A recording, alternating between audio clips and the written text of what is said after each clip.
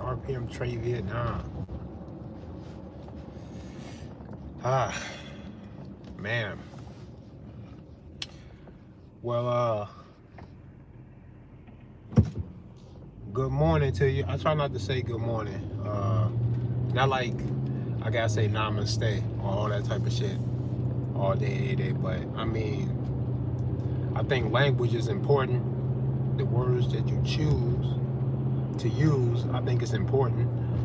I try to choose my words carefully. And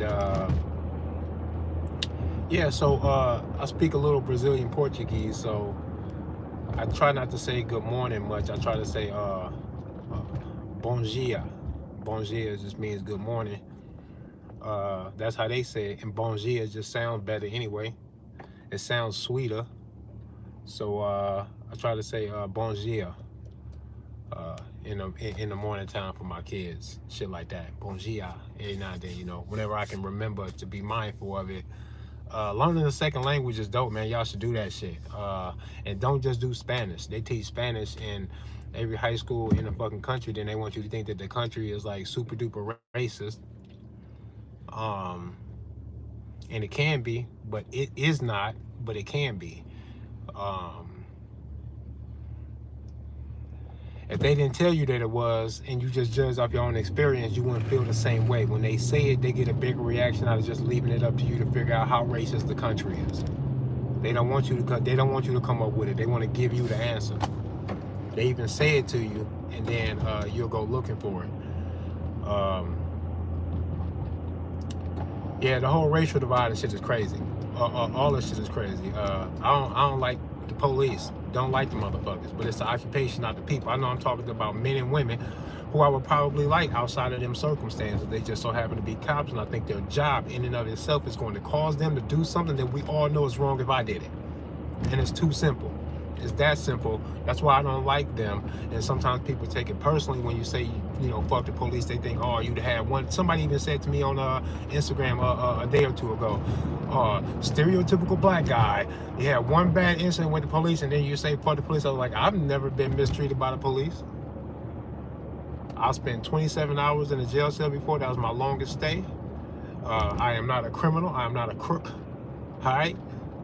And, for the most part, I stick to myself. I ain't never hurt nobody. I ain't never took nobody's shit. I ain't never hurt nobody. So, I ain't never even threatened to hurt nobody. I'm defensive, strictly defensive. I like that shit, because then I can hang on to that animalistic desire that we all have sometimes to destroy something or to engage in combat. You see it alive and well inside of like a 13, 14, 15-year-old boy, the stereotypical sitcom cliche kind of a thing where one day the boy thinks that he can beat his dad in a one-on-one basketball or to a fucking fist fight in his defiance of some orders or some shit like that. There's always the lion cub who ain't the cub no more type shit. We all know what that is, what it feels like, cliche, whatever, right? So when you recognize that, you got to know that inside of the nature of a man, man, a grown-ass man hell-bent on destroying some shit could destroy some shit. We are good with the violence, right? Me too, but defense only. Okay, so then I got to be respected when I say that. Then I can be as loud as I want, as proud as I want. I can dress how I want to dress, talk how I want to talk. I like drill music. I like old gangster rap music. A lot of that shit that I grew up on. I'm 44 years old. I listen to drill music. I hear warrior spirit. I don't got to agree with everything that they say and do, and I don't. And you can tell by my life, because I never lived like that, because I am who I am. So of course I don't co-sign, or else I would have been involved. I had ample opportunity to get involved. I never got involved. I know who the fuck I am, but I know a warrior spirit when I hear it and when I see it. And that's what I'm looking at. I could watch a samurai movie that's got nothing to do with my culture or my fucking understanding and be amped up inside of my manhood, because I want to see this dude like cut through like 7 motherfuckers on his path while he's climbing the fucking mountain looking for the fucking whoever the fuck he looking for, the oracle, whoever. Like, you can watch that shit and appreciate it. You ain't got to come from the culture. It don't matter. You recognize the warrior spirit in a cowboy movie and all type of shit, and you ain't no fucking cowboy, right? So when I like the drill music, understand that I recognize a warrior spirit in that shit, and I think that it's going to waste because I can find a better place to put that energy. The military sure can, because they come looking for these same kids that the same agents come tell them, yo, come die and fight in a fucking country that you probably couldn't point out on the fucking map shortly before we fucking put you on a plane or something and got you here. Because you're all young and dumb. You don't know what we fighting for, but come die for this shit, bro.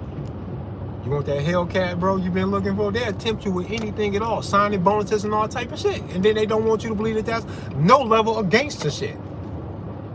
They actually want you to adopt that, make it who you are, even if you risk them bringing a folded flag to your mother or your wife, right? And then tell your kids and your grandkids this is who you are, so that they probably follow you, because it becomes a family tradition when people are so honored to serve in the military. And I dig it because I appreciate your bravery. Y'all are the bravest of us. But y'all got lied to go fight in some dumb shit that all of a sudden everybody is TikTok and other social media is exposing enough to y'all that there's a lot of people that say, I don't know if I should be trusting this shit, bruh. Even if that's where you are, right? You don't got to be deep into it. Everybody knows it's like, why would I trust something so big and powerful above me like this? Why would I trust any of them? They're all in a position to be crooks. And every time it looks like one of them's being a crook, everybody gets all upset. But I'm starting to feel like, I don't like this. This is where you guys are. Y'all late to the party. I've been 6.5 years out on the street with a loaded AR-15 trying to tell y'all, pay attention. Don't let them take the fucking gun from you, because it's got nothing to do with who the fuck they are. They didn't give you shit. That Constitution is praised so heavily that you guys are led by your noses with this fucking thing, that wherever they fucking take it, there you go, Constitution, Constitution. Right behind this fucking shit, like if something happens to it, something's gonna happen to you. If something happened to that Constitution, that's the declaration of war. Something should happen to they ass. Why the fuck are y'all scared? Dare them. Dare them to do it. That's the energy that's supposed to be behind all of this other crazy ass shit. Their oath of office and everything. They say all enemies, foreign and domestic, but they won't fight each other. But they clearly disagree with each other about how the weed should be going in this country and about how the gun rights should be going in this country, because y'all can't keep that one constitution consistent between states. Neighboring states to be in a great contradiction of the Constitution. Point the finger at each other, but don't nobody want to fucking fight about it. I thought y'all said foreign or domestic. If I'm going to take it more seriously than they are, then I'm superior to them in ways that I'm trying to get my finger on it. But what I know for sure is, I don't think they should be telling me what the fuck to do. I own myself. RPM Trade Vietnam in this bitch. Stop playing. You own yourself too, bro. You own yourself, bro. Ain't no fucking man in the world. I'm talking to all y'all. There's no man in the world that can tell you what the fuck to do, bro.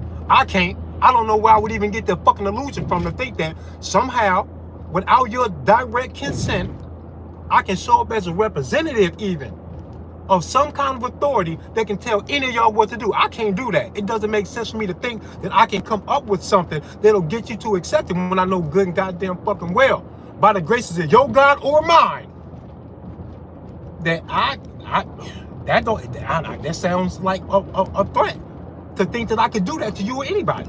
I can't do shit to you, bro. I know I can't. I know if I try and rule another man, I'm risking my life. I know another man don't owe me shit. Nothing. Ever. About nothing.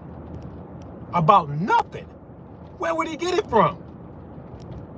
Where would it come from that another man owes me some obedience about anything? It'd be a great deception for me to say very clearly that I know that I'm not your boss, and for you to agree. Now, where does the deception come in when you look at a cop and go, but he can't? Where all the energy go, bro? I thought you said no man above you. Huh? You know that I'm not your boss. I know you're not mine. Like, bro, this is super simple.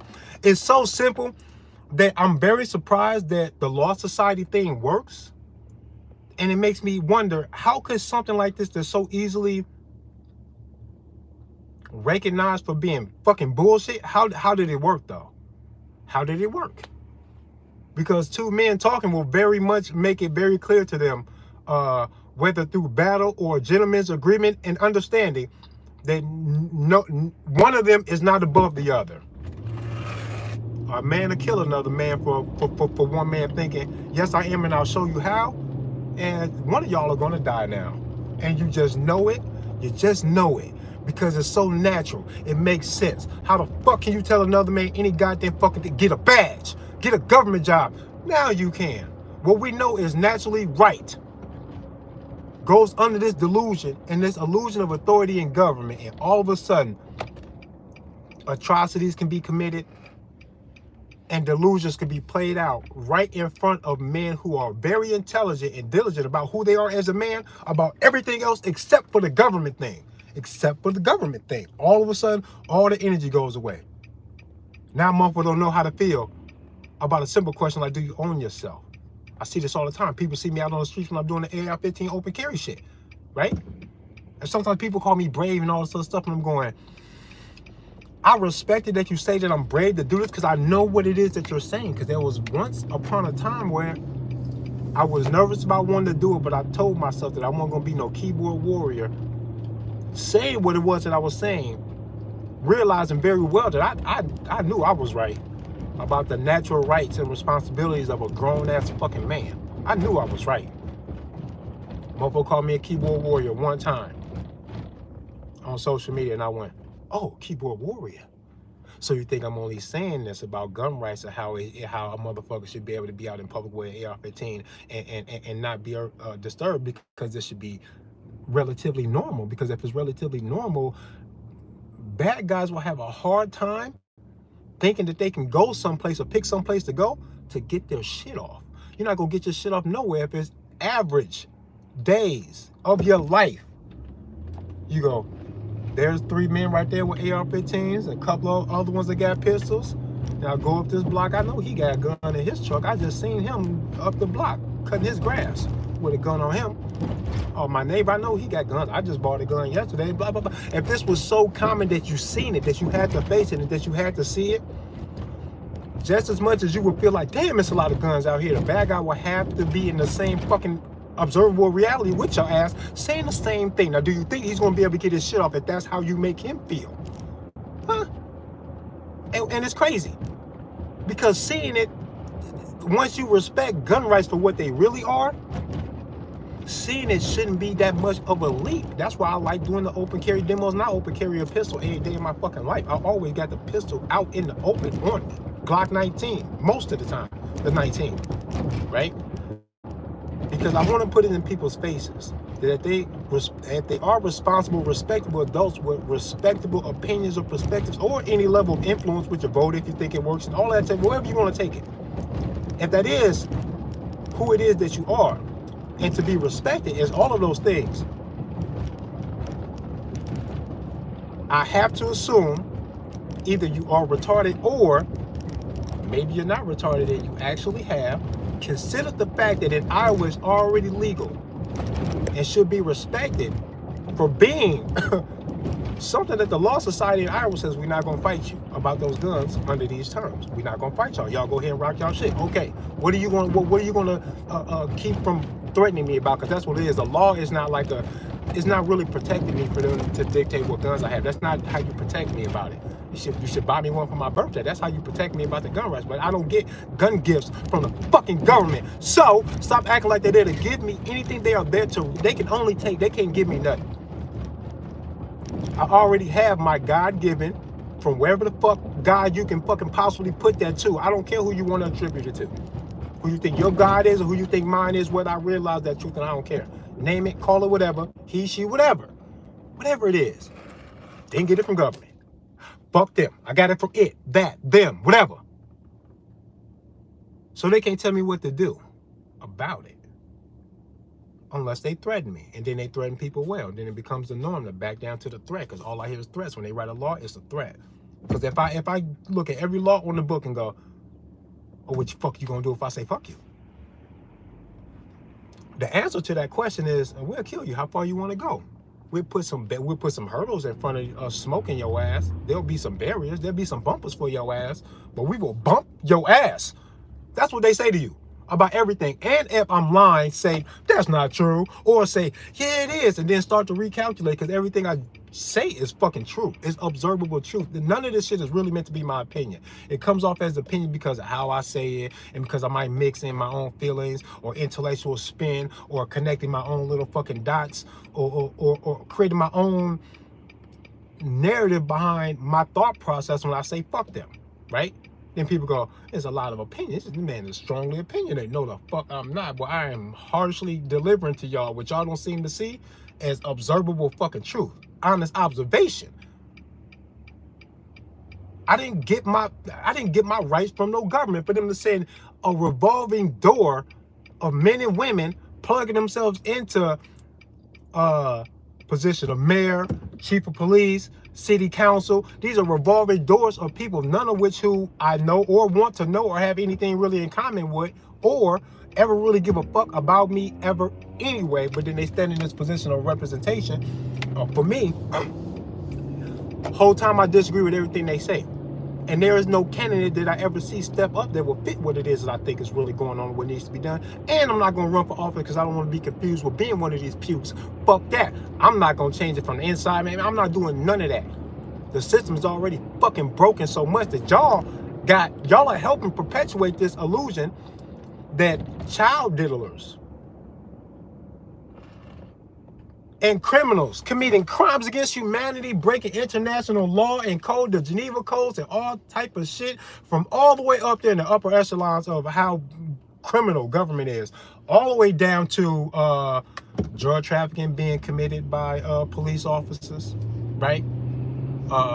Child trafficking being assisted by law enforcement, the gangs inside of law enforcement, police departments and sheriff departments, especially LA, Orange County and shit.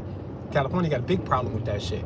These motherfuckers got tattoos, gang signs, gang names. You got to be a deputy or some kind of a police officer. A lot of these motherfuckers say you cannot be non-white. They even got some black gangs inside of these police departments where these black, I did a whole video on this shit. There's a video on my YouTube. I'm gonna have to like pin it in the comments, so I'm gonna have to go find it. I did a whole like video on this, and I'm not talking just me talking shit. I'm talking about I got clips and sources in the video. Like, look at this, and we all know this. We see it in the movies. They give you a little piece of it in the movies. How, I mean, Training Day. it might be slightly exaggerated to a degree, but I mean. And then people say, oh no, those cops, not every cop, man. Every cop is in a position to run that if they wanted to. Y'all trusting regular fucking flawed people with some shit because they have obtained this this badge or this office. Whole time, if that same cop tried to run that same game on you with the same laws with a gun on his hip 2 years before he became a cop, you would actually be in the right to shoot him down if he stopped your car with a gun on his hip and demanded your ID, making sure that the address is still current, making sure he looks at your ID and your face and be like, yeah, that's you. If that same guy did this to you 2 years before he became a cop, it will be legal for you to shoot him. But you just wait 2 years and he's going to do this with the expectation that you don't fucking stop him at all.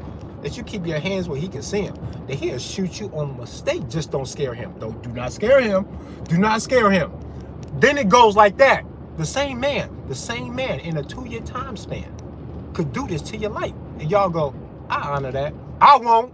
Tweaking. Y'all bugging. Y'all bugging, B. Y'all tweaking, bro. And you're supposed to be your own boss, bro. This your own life, your consciousness, bro. You are an antenna, bro. Picking up a signal from the great consciousness, bro. You didn't get here to be in a position to be alive and to be conscious, to say, sir, yes, sir, to a bunch of government criminals. These bitches can't even pass their own background check. The government can't pass their own background check. They got a long history of mass murder and crimes against humanity and drug trafficking and all type of crazy ass shit. And I ain't never heard nobody like that. Why is it them that they can say something to me about the length of my AR barrel? What, nigga? The fuck, y'all?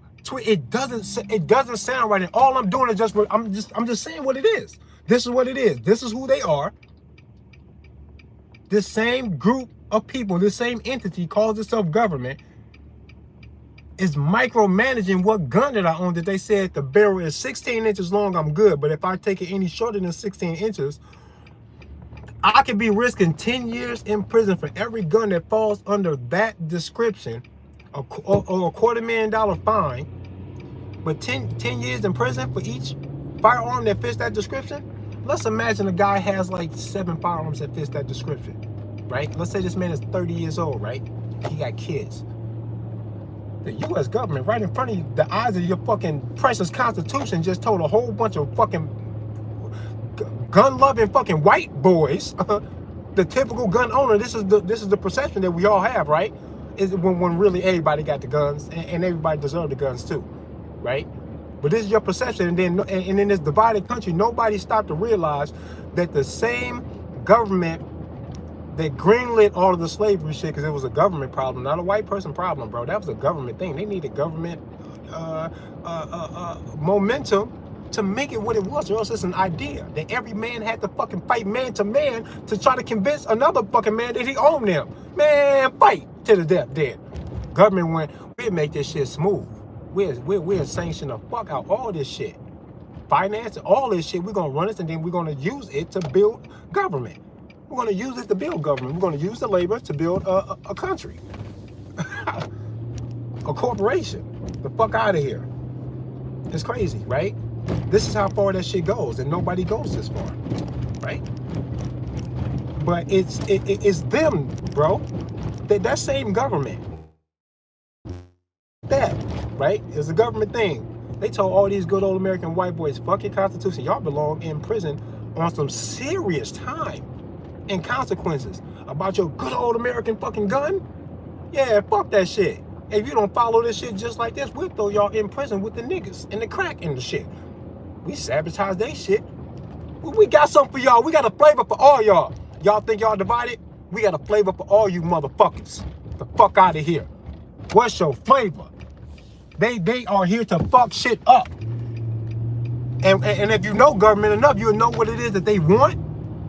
If you know what government really wants, what the American government is really doing, the role that they are playing in the global dominance that we all know we saw in World War II. We accused some fucking body of wanting to rule the whole goddamn fucking world. It ain't like we ain't seen it before. When I say somebody still want to rule this shit, why you go, nah, really? Yes, really. Who's the fucking #1 culprit? You asshole. This government, right? They're going to work in tandem, right? With other fucking governments of the world. All of this shit is going to work together to try to get this one world government that they say that they want. They put it on your money, then they make you chase it, and it's nothing but paper backed by nothing. Look at how they got, in order to rule the world, they got to be everywhere. And when you look, they are everywhere. It's the only way it will work anyway. And if you got a fucking brain and you try to sensibly,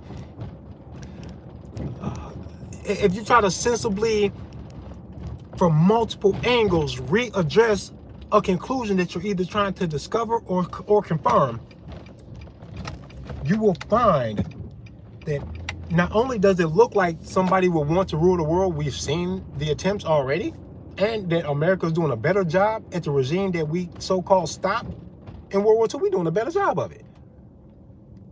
It's like we only stopped him from doing it so somebody from over here can do the same shit. I don't know why the fuck y'all can't see that like that and then take it personally, because they want you to honor this shit. And I think that's crazy. I don't want to honor mass murderers. It's just that fucking simple. I'm not talking crazy. This is simple observation. Y'all don't be placing everything in its place to ask yourself, do I still like this shit or not? Do I still support it or not? There's a car in front of me, the license plate say hug. Yeah, hug an AR on the RPM Trade Vietnam and this bitch. Go Universe. Me and the Universe like this lately too, bro. Well, it's always been like that, but me and the Universe vibing like this right now. Ain't a goddamn zeros and ones. I see everything, bro. I'm beaming for real. I see everything, bro. I see all this shit, bro. But like I was saying, the same government said, get in the fucking cage with these niggas, white boy, about that gun. Fuck that shit. They brought the dope in here, and then they said, have your guns. And then see, the Constitution did that though. The Constitution gave y'all a focal point, something to focus on, that they say, when you talk about these gun rights between you and government, government's got to say so. We are organized. This is all it is that we do, and y'all are busy working and raising your kids. A 20, 30-year judge in the Supreme Court is miles ahead of me in the legalese and what goes on in them courts, that he wouldn't give me the time of day. You know how hard it would be for me to get directly to them? Bro, they say, no, talk to our system. But really, motherfuckers should do a Q&A with me and be like, I'm not waiting to speak. I might cuss one of y'all the fuck out in here. It ain't none of this formal shit what y'all doing. I'm gonna ask y'all some fucking questions and you gonna give me some fucking answers. This is what we doing. They're not gonna talk to me like that because they go, nah, man, because we got nothing to hide behind. We can't dip, dive, dodge on this nigga if he come in and talk at us. We're not doing that. They're not gonna let a nigga filibuster nothing. Go through their system, right? When they hide what they call your God-given rights behind the system, they won't even address you until you lock into the system. You don't even realize you're locked into obedience, bro.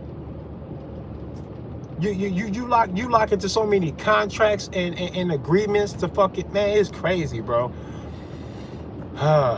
Why y'all let them do this? Cause y'all scared. Cause y'all scared, bro. Y'all scared. The system was already here. It's big. It looked like they fucked shit up.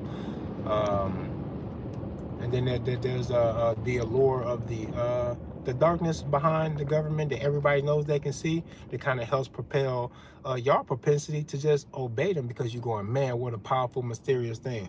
Whole time it's all being ran by like human beings that are not impervious to projectiles, and they got addresses, and you know they criminals and shit. And like I thought we was like not letting criminals rock they shit. That was a good old American thing to do, right? Follow the law, no man above the law.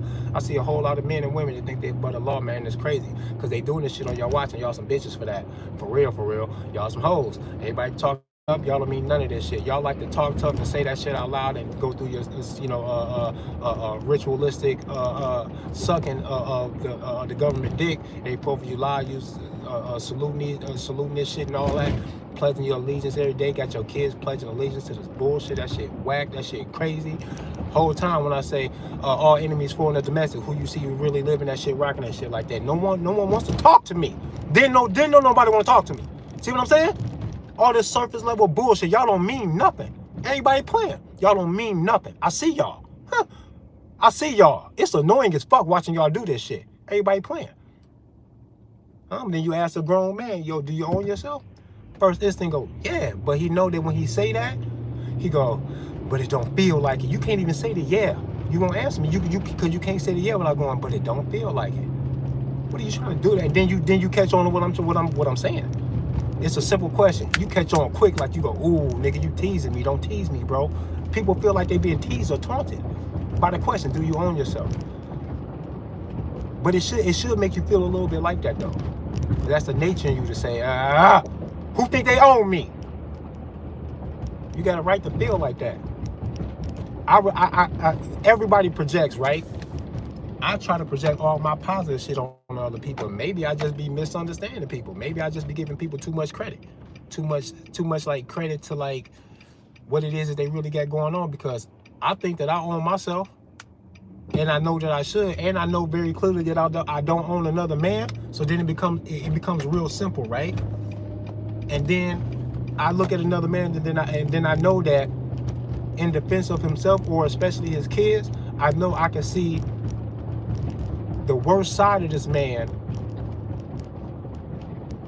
from my perspective, which will be the greatest side of this man from his perspective. For him to say, in protection of my life and what I got going on, we all doing the soul searching and shit, I don't gotta tolerate no bully shit. Every man wants to like hulk up and be the strongest he can be if another man is going to bully him. Like it's one of them things that like you touch a man's soul if you try to bitch a grown-ass man. It just seems like a dangerous thing to do. I know better, because I know that would be dangerous for one of y'all to try to play me like that. Now I got to project it onto you. It might be equally dangerous for me to try to play you like that. That's super fair. That's fair as fuck, man. That's how you respect another man. It's a no. Bro, deep down, or maybe on the surface, depending on where you're going to take this, if you try to play another man about his safety, he's going to try to hurt you, possibly even try to kill you. And it's going to have to be worth your life for you to do that. And if you have nothing better to do, you might die in an act of defense today if you fuck with an innocent man and leave people alone. And I want my kids to feel like this. Bro, you can't be fucking with no grown-ass man, bro. You don't want nobody fucking with you? What you do somebody fuck with you? Yeah, him too, right? So do right by people. Stay the fuck out of people's way, bro. Let them live their life, man. Right? Because if somebody won't let you live your life, I know what I'm going to tell you to do. Maybe somebody told him that too. You should probably keep it fair. Leave him the fuck alone as well, man. This is what I'm going to tell my kids they know, right? My kids ain't going to never bully nobody, ever, right? They ain't gonna never be no cops. Cause they gonna know they live their whole fucking life telling me, you my dad, but do I own you? Do I owe you my life? I got my own life. Cliche. Sitcoms. You see this in the movies and the sitcoms all the time. That teenage child, boy or girl that wants to live their own life, tell their own parents, the ones that gave them life. Let me live my own life, even if it means my destruction. I don't give a fuck if it gets me killed. Let me die. Leave me alone. You, in a sweet way, or in a coming of age, I had to fucking fist fight my uncle for the glory type shit. I don't give a fuck how it happened. On some level, honorable, sweet, or violent, every teen says, I'm not a kid anymore, leave me alone. To the ones that gave them life.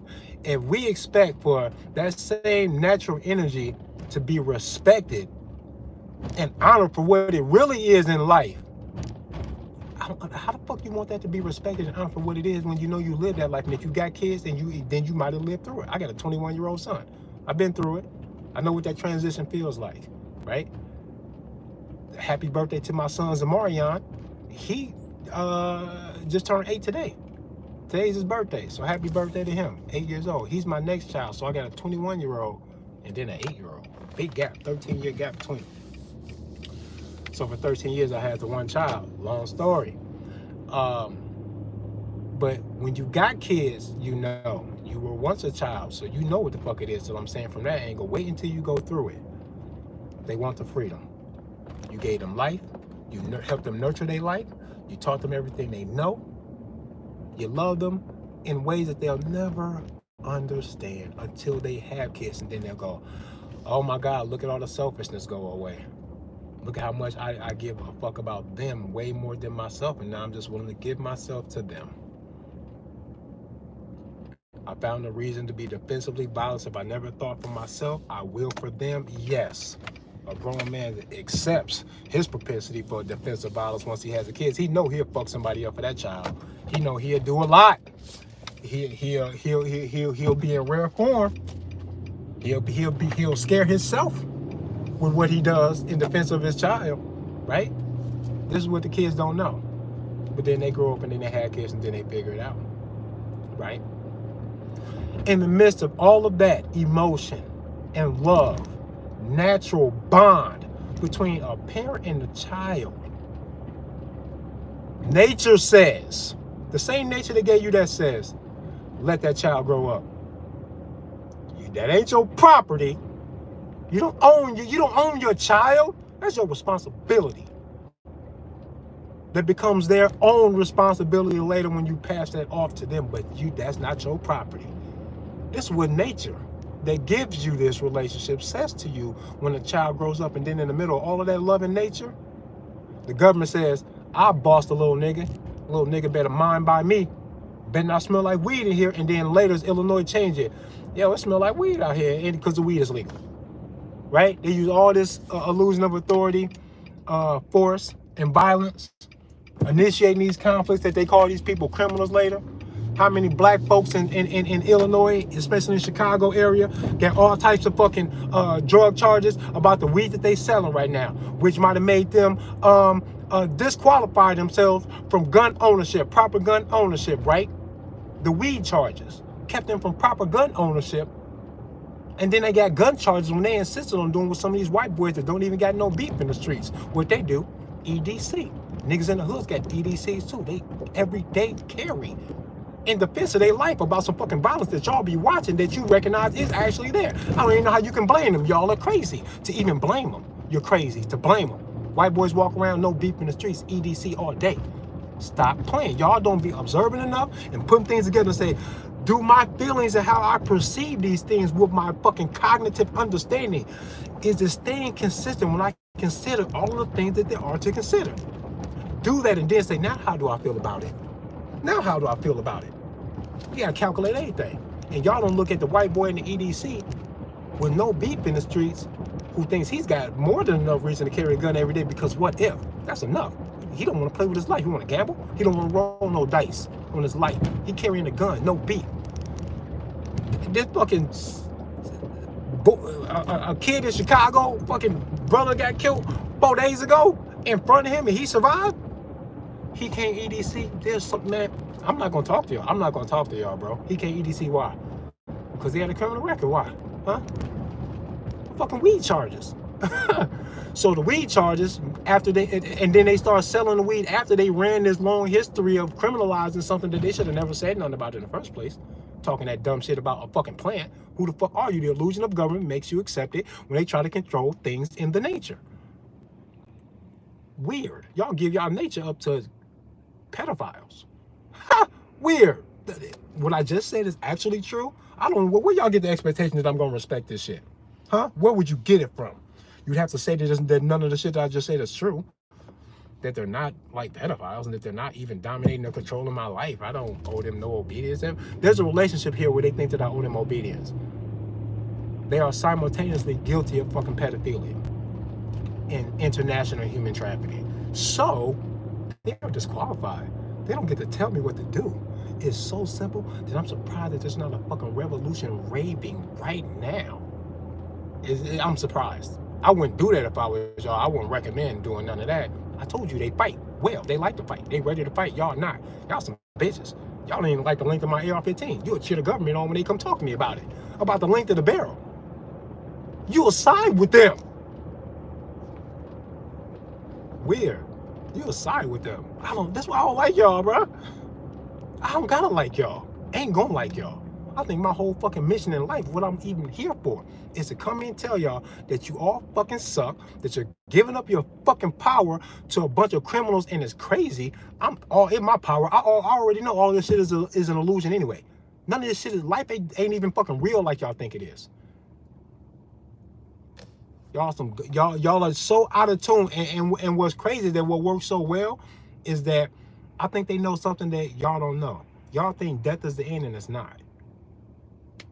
And then all they do is bombard you with the fear of your own death, because as long as they can keep you in the fear of your own death, everything else, as far as a system of control, can psychologically be linked to the fact that you're scared to die, especially if it's the government that kills you.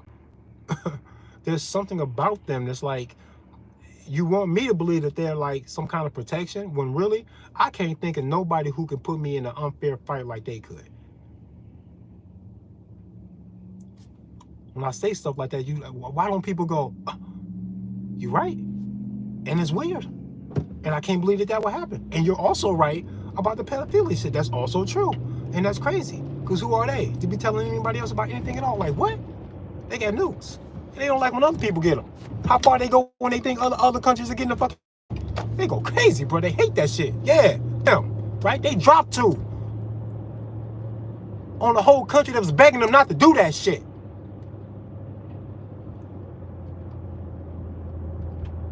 Yeah, and it's them. They say, hey, how long is that AR-15 barrel, bro? And then y'all honor them. Y'all stand by and watch them do that shit. And then I go, fuck you. And then y'all look at me like, hey, man, why you so aggressive? Are you insane? Y'all are weird. Don't nobody want to just say what the fuck is really going on. Nobody just says what's happening. Nobody just says it. It's all behind this other shit. I can't even talk to people on the streets with my gun shit without them coming to me politically. First thing they say, yeah, I'm a Trump supporter. Yeah, he's with the second. Maybe you're a Trump supporter, because they assume that I am. And I go, no Trump over here. Are you crazy? Then they go, Biden? Then I go, fuck them. I wish these motherfuckers shot each other in a fucking showdown at high noon. The fuck? I don't give a fuck about either one of them. The assumption. Because people project. And it's worked on them, so they assume that anything I do is political. If I talk about gun rights activism, people go, oh, the black guy. No, don't mention me being black. It's got nothing to do with that. If I was white, everything I was saying would still be true. And it wouldn't be any more or less powerful. It just is what it is, because that's how the truth was. It doesn't matter where it came from. Y'all are way too giving into all of these divisions. I know goddamn fucking well we divided so much that it'll be the source of all of the problems. Division is directly linked to all of the fucking problems, even between me and the fucking police. Because like I said about the cop that would fucking do what he wanted to do, whether he was in the right or not, in accordance with the law or not, because you ain't gonna know if he really in accordance with the law, and he might not know either. But here you are trying to figure it out on the streets, and only one of y'all got a gun. Retarded. Crazy, right? But he don't even know if you're right. He'll tell you get a lawyer, but you under arrest if he feels like this is what I'm supposed to be doing, right? That same cop, 2 years before that, he could not treat you like that even if he had the same reasons. It can be the same reasons. He can even source the same laws on the books. If he doesn't have a badge, you will be okay to shoot at him. The Law Society will say, shoot that man. It's like, pause, wait, skirt. He's going to be a cop in 2 years. And it's like, oh, well, then he can tell him wait 2 years, and then he can do that to me on the side of the road. Stop me at 3:30 in the morning. On the side of the road. Ask me all kind of questions where I'm going, insisting that I stop my car. I try to speed up and get away from him. He sped up faster. Turned these bright ass lights on. He started calling his friends. 2 more of his friends showed up. And this happened, and it wasn't the cops. It would sound like a horror movie. It's a fucking highway fucking serial killing fucking murder movie. They're fucking concrete pirates, bro. They out here doing the most, doing a whole bunch of shit that nobody would let anybody else rock. If Crips were doing that shit for the same reason, everybody would know to stop them. You would fucking know it. Who wouldn't know it? Who would let them rock that shit if they were Crips? Huh? Show of hands. Fuck out of here. Nobody? Nobody. You'd actually respect me if I showed up to them doing this to somebody and smoked all their ass. You give me, I win a medal. But if I showed up to relieve somebody from a traffic stop with them being extorted and kidnapped, then y'all go, oh, Trey, there's no, you would see the video and go, Trey was in the wrong. Who would, I can't even think of no fucking circumstances where this man pulls up like this, hops out, on all these squad cars out here, trying to rescue somebody on the other end of this. Trey, you must have been wrong. That's wrong. It will look wrong. It would be very hard to convince somebody that I was in the right. As a matter of fact, if it even looked like I was in the right, the same Law Society that might have had to fucking feel the wrath would use the energy and influence and endless resources that they had to do everything they could to demonize me, even if I was in the right, to win in their own court of law that they've been mastering. This is all a system. They're a system. It's us and them. We are not them. Not even according to their own law society. We are not them. They are not us. They relinquish their citizenship and they make an oath to the fucking crown, to England, bruh, when they take their oath of office. The police is a fraternal order. All of this shit is fucking easy to go find if you just go look into it. I'm not just saying, I don't just say shit. You don't hear me talk about flat earth versus globe earth or abortion because I don't know what the fuck is going on and I don't care enough to dig into these different things. So morally, legally, scientifically, I don't even know what to say. I don't think about it. I don't know what to say because I don't know what the fuck I'm talking about. I don't know what I'm talking about. I can't support none of that shit. I don't know what I'm talking about. When I say shit, I know what the fuck I'm talking about. I'm pretty goddamn fucking sure, right? I wrote this shit down. They relinquished their fucking citizenship. The oath is not to you at all, and you can tell. Because if I show up to a government office and say, there's a problem, there's a criminal amongst you, and either I or the criminal is going to die today, that nigga got to go, bro. The police going to look at me and be like, just off of what you said, sir, get down on the ground. Interlace your fingers and put your hands behind your head, bro. I got to stop you. That's what they'll say. Whole time, I've never heard anybody, and I can point you to a fucking government goon who has hurt a lot of people. Yeah. But now these people that like to hurt people got someplace to hide. If you want to be a racist, a child dealer, drug dealer, get a government job and you'll be behind the wall of the best protection that society has to offer those people. The best way to protect those people is a government front. When I say that they are the biggest criminals, and you all know it, that when I say that there's no stretch of the imagination, you don't need a conspiracy theory. You can just use like surface level common sense about certain things that we all know to just kind of be true, to be like, yeah, man, there's something dark there, and we know it. There's something dark there. They made people accept 2 world wars, man. Under some shady circumstances too, and that's crazy because they don't really like the length of your AR-15 barrel, and that's like so petty, and like how violent they want to get in regards to the length of the AR barrel. Like, how far do they want to take this with you about the length of the AR-15 barrels, right? Oh, let me tell you, 10 years in prison for every firearm that fits the fucking description. That's a bumper right there, right? That's a bumper. $250,000 fine maybe for each one. That's crazy. You know how long it'll take the average man to just make $250,000? How you gonna do something to me to say that I owe you that? Why? Because it's linked to the AR-15? Come on. It all sounds so unbelievably crazy that watching people accept this shit is like I'm in a Twilight Zone, bro. Like, for real. Because nobody can say that what I'm saying is me in the Twilight Zone and everything else is normal and I'm tweaking because nothing is wrong. I want to hear these arguments, bro. I want to hear somebody talk to me like that. Like, I got reality fucked up and nothing is wrong. Everything is fine. I'm just bugging. Say it. Be articulate. Be clear as fuck, bro. I need to be told that I'm wrong, and it's going to have to be clear and articulate. I want to know. I want to know if I'm wrong. They're crazy. They're crazy.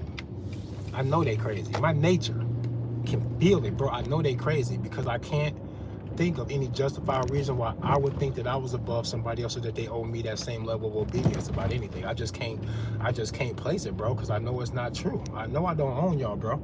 I know I don't, bro. I cannot tell you what to do. The only thing I can do is stop you from victimizing me or somebody else. That makes sense. Nature says, what the fuck else you think is gonna happen? Right? Nature says that. That's exactly what's gonna happen. You victimizing somebody, your would-be victim or a witness can stop you. Nobody has to fucking play you fair, bro. 7 men beating up one dude is fair if that one dude was just stabbing the shit out of somebody. Now all of a sudden 7 men on one dude is like, keep going. Hands and feet kill more people than AR-15s in this country. That's a statistical fucking fact. Keep going. Put them down. You stabbing somebody that didn't deserve that shit?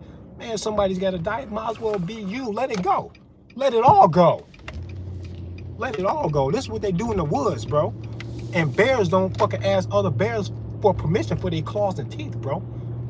And you gonna expect the fucking nature out here. The fuck is you talking about? I fucking defend myself in defense. Strictly. Well, whatever I get my hands on, if I get permission from a motherfucker to use something and then I use it offensively in the wrong, you got a recipe for me. You know what to do, right? Everybody know what to do. We know what's gonna happen. Whether it be cops or the would-be victim or somebody gonna get me. We know what that is, right? I got permission for the guns, it's not gonna grant me no graces. So when I have it and I don't have your permission, but I'm not hurting anybody, I don't know why that deserves any fucking threats or talk from the ATF, the U.S. government, the local police department. All y'all can kiss my dick. Every gun law on the books is against your own constitution. It's damn sure in violation of my natural fucking law. And I don't gotta listen to fucking pedos. It's too simple. It's so crazy to me, man, that I got a hard time like not setting that as the bar. A man that can't respect himself that much, that he don't feel like that about these kind of things, I'll say, well, I can't respect if you don't respect yourself, because if you respected yourself, you would look at every fucking man, no matter what fucking clothes he had on, and say, if I'm not hurting you, you're not gonna hurt me. I'll fuck you up. I'll fuck you up. I expect that every man feel like that, and I'm gonna respect you in that way, because I know that's how I'm coming, because I already tried to love y'all. I extend the hug to everybody first. Hug an AR owner is no fucking cliche thing that I'm trying to develop here with my brand, right? I meant that shit. And out of all of these open carry demos that I've been doing in the past 6.5 years, it's the season, so I'm finna get that shit cracking. Out of all the shit I've been doing, the number of shots fired at me or from me, 0. The number of hugs, I hug more strangers in the open carry, but y'all hug y'all own fucking peoples. Y'all don't hug nobody. Y'all be some walking fucking lifeless zombies looking for love and passing love by every fucking day. Hug a stranger. Pussy, y'all tweaking. I'm creating like a moment of connection between me and hugging a fucking stranger while I'm armed as fuck, no less, right? I create a bond for the moment. That's something that sounds cliche, but it's something that we all do need. When I hug somebody and I got this never-ending doubt that anybody is going to be as sincere as I am. So when I reach out to hug somebody and they hug me harder than I was trying to hug them, I go, damn, man, you was real. You needed a hug, motherfucker. Then I feel good like, yeah, man, hug somebody, bro. Because everything else is already fucked up. You might as well hug somebody, right?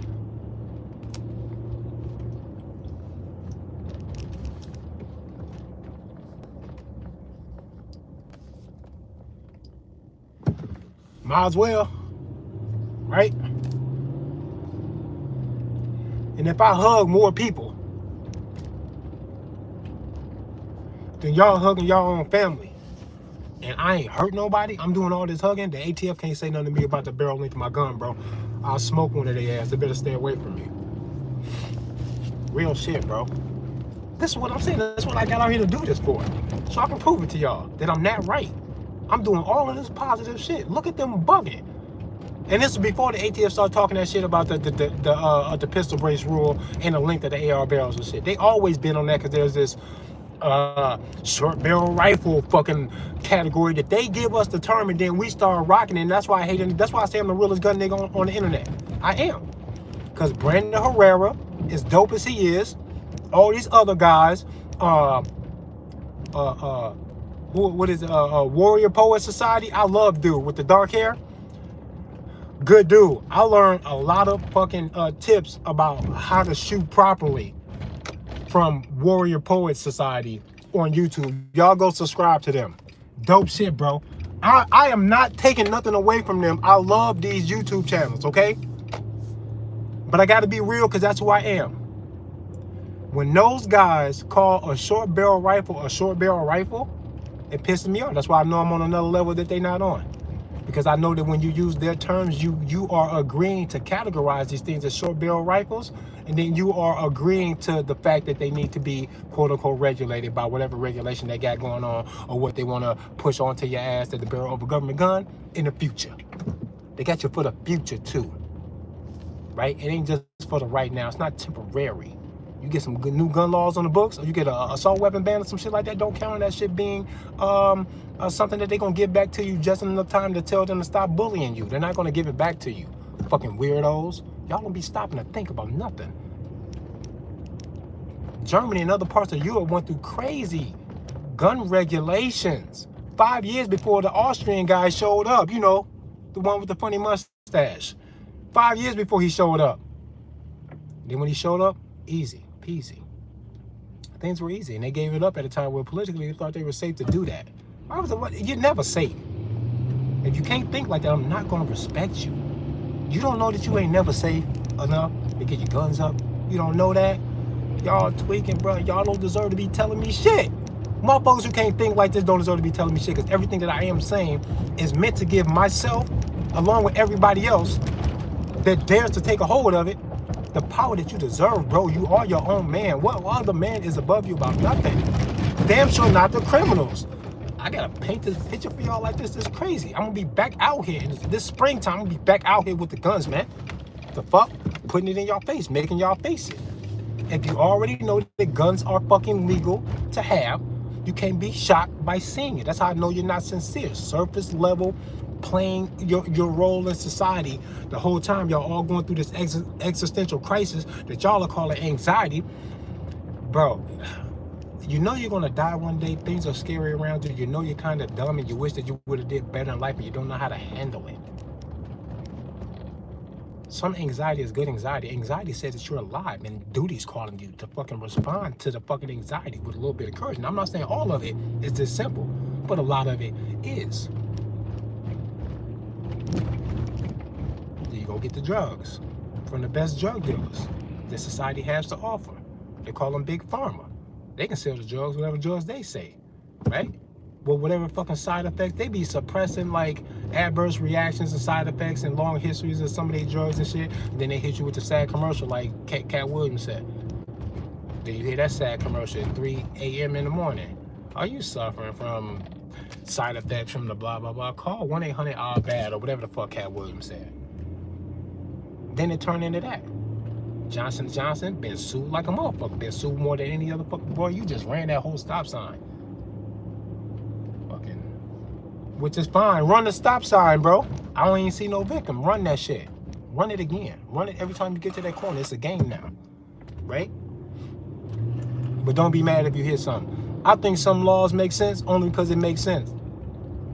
I'm probably not gonna be doing like 80 and the 35. I'm not gonna be doing that. My expectations of not hurting myself or somebody else when doing that in that kind of environment, my expectations of not fucking hurting something is low, bro. I feel like, it's too risky. I don't want to risk none of that. So then I won't.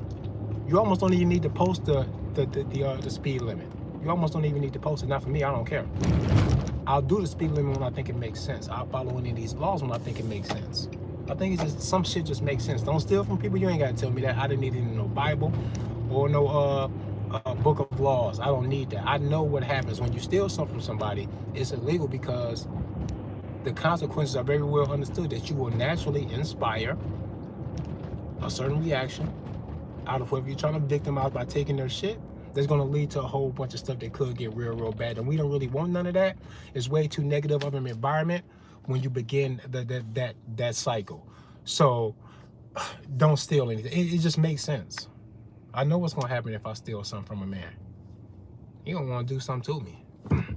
And he's not going to appreciate me bringing a physical fight to him about that and then possibly winning when he was already a victim when I was trying to take something. So I would expect that you try to take something from a man, he's going to one-up you. Just expect it. You take something from a man, he might pull a gun. I don't know, y'all can say, hey man, the thief ain't even armed. I don't care. The nature don't matter. You know how nature don't matter?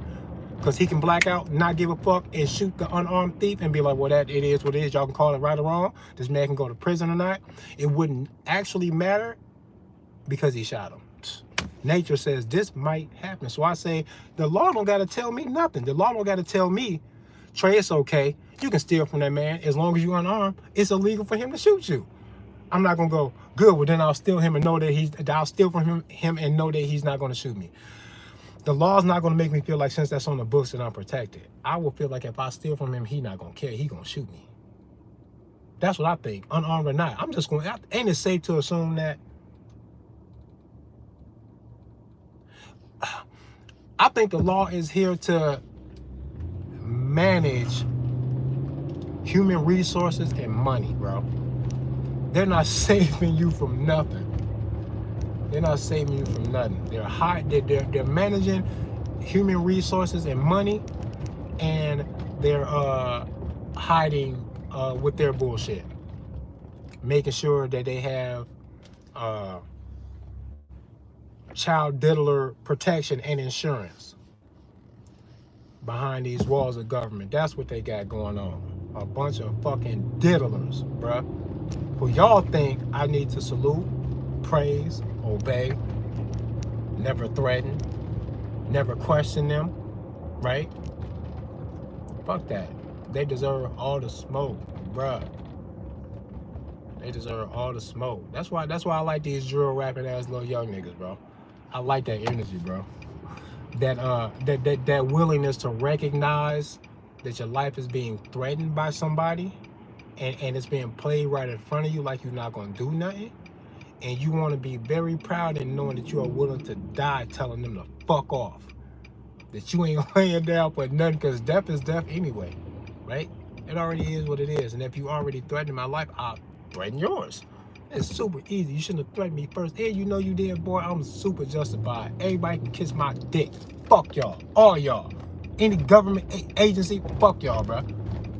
Even if y'all doing something good that we think society needs to be managed by, bro, there's deal breakers. We can get somebody in there that can do all that sweet shit you say you doing, minus that bullshit that you're supposed to be punished for.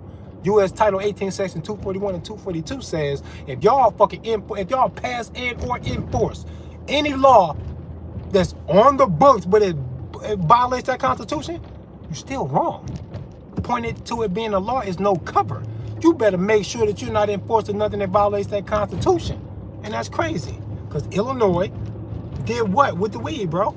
Criminalize that shit along with everybody else, the whole fucking social engineering with the reefer madness to make people distrust Mexicans and niggas, especially around white women, yada, yada, yada, the whole reefer madness shit. If y'all ain't never seen that documentary about reefer madness, go check it out. It's crazy, right? And then it's even darker when you go look to see like why they really want to demonize hemp in general, right? All this shit be money motivated, bro. Because that's all they care about. is human resource management and money, moving money around you motherfuckers, capitalizing on your nature, knowing your nature, putting you in predictable fucking social frameworks, and then getting money off your ass. Because if they wanted you to not speed, they wouldn't have to write you a ticket. They could find a way to keep your ass from speeding. But they say post a sign, and when they inevitably say fuck that, we're gonna say no, fuck you, and write them a ticket, and then tell them that it'll lead to their death. Huh? You would die over the speeding ticket. Refuse to pay it. If you refuse to pay it, what's gonna happen? Just walk it out. Sometimes people need to walk it out, because I'll say some shit and they ain't walked it out enough to respect the conclusion that I came up with, that I gotta tell them walk that shit down. If you get the speeding ticket and you didn't hit nobody or damage no property, first thing they're gonna tell you is that you owe financial restitution, because they gonna play the victim, judge, jury, and executioner, which they laws on they books say for them not to do that. So they breaking they shit and natural law, because it don't make no natural sense. And if it made natural sense to you and you can respect it like that, you will let me stop you for speeding. And then you will promise to give me the money too, and then you'll honor it the same way, but you're not gonna do that. You say, yeah, I was speeding, but who the fuck do you think you are? See? You know it's wrong.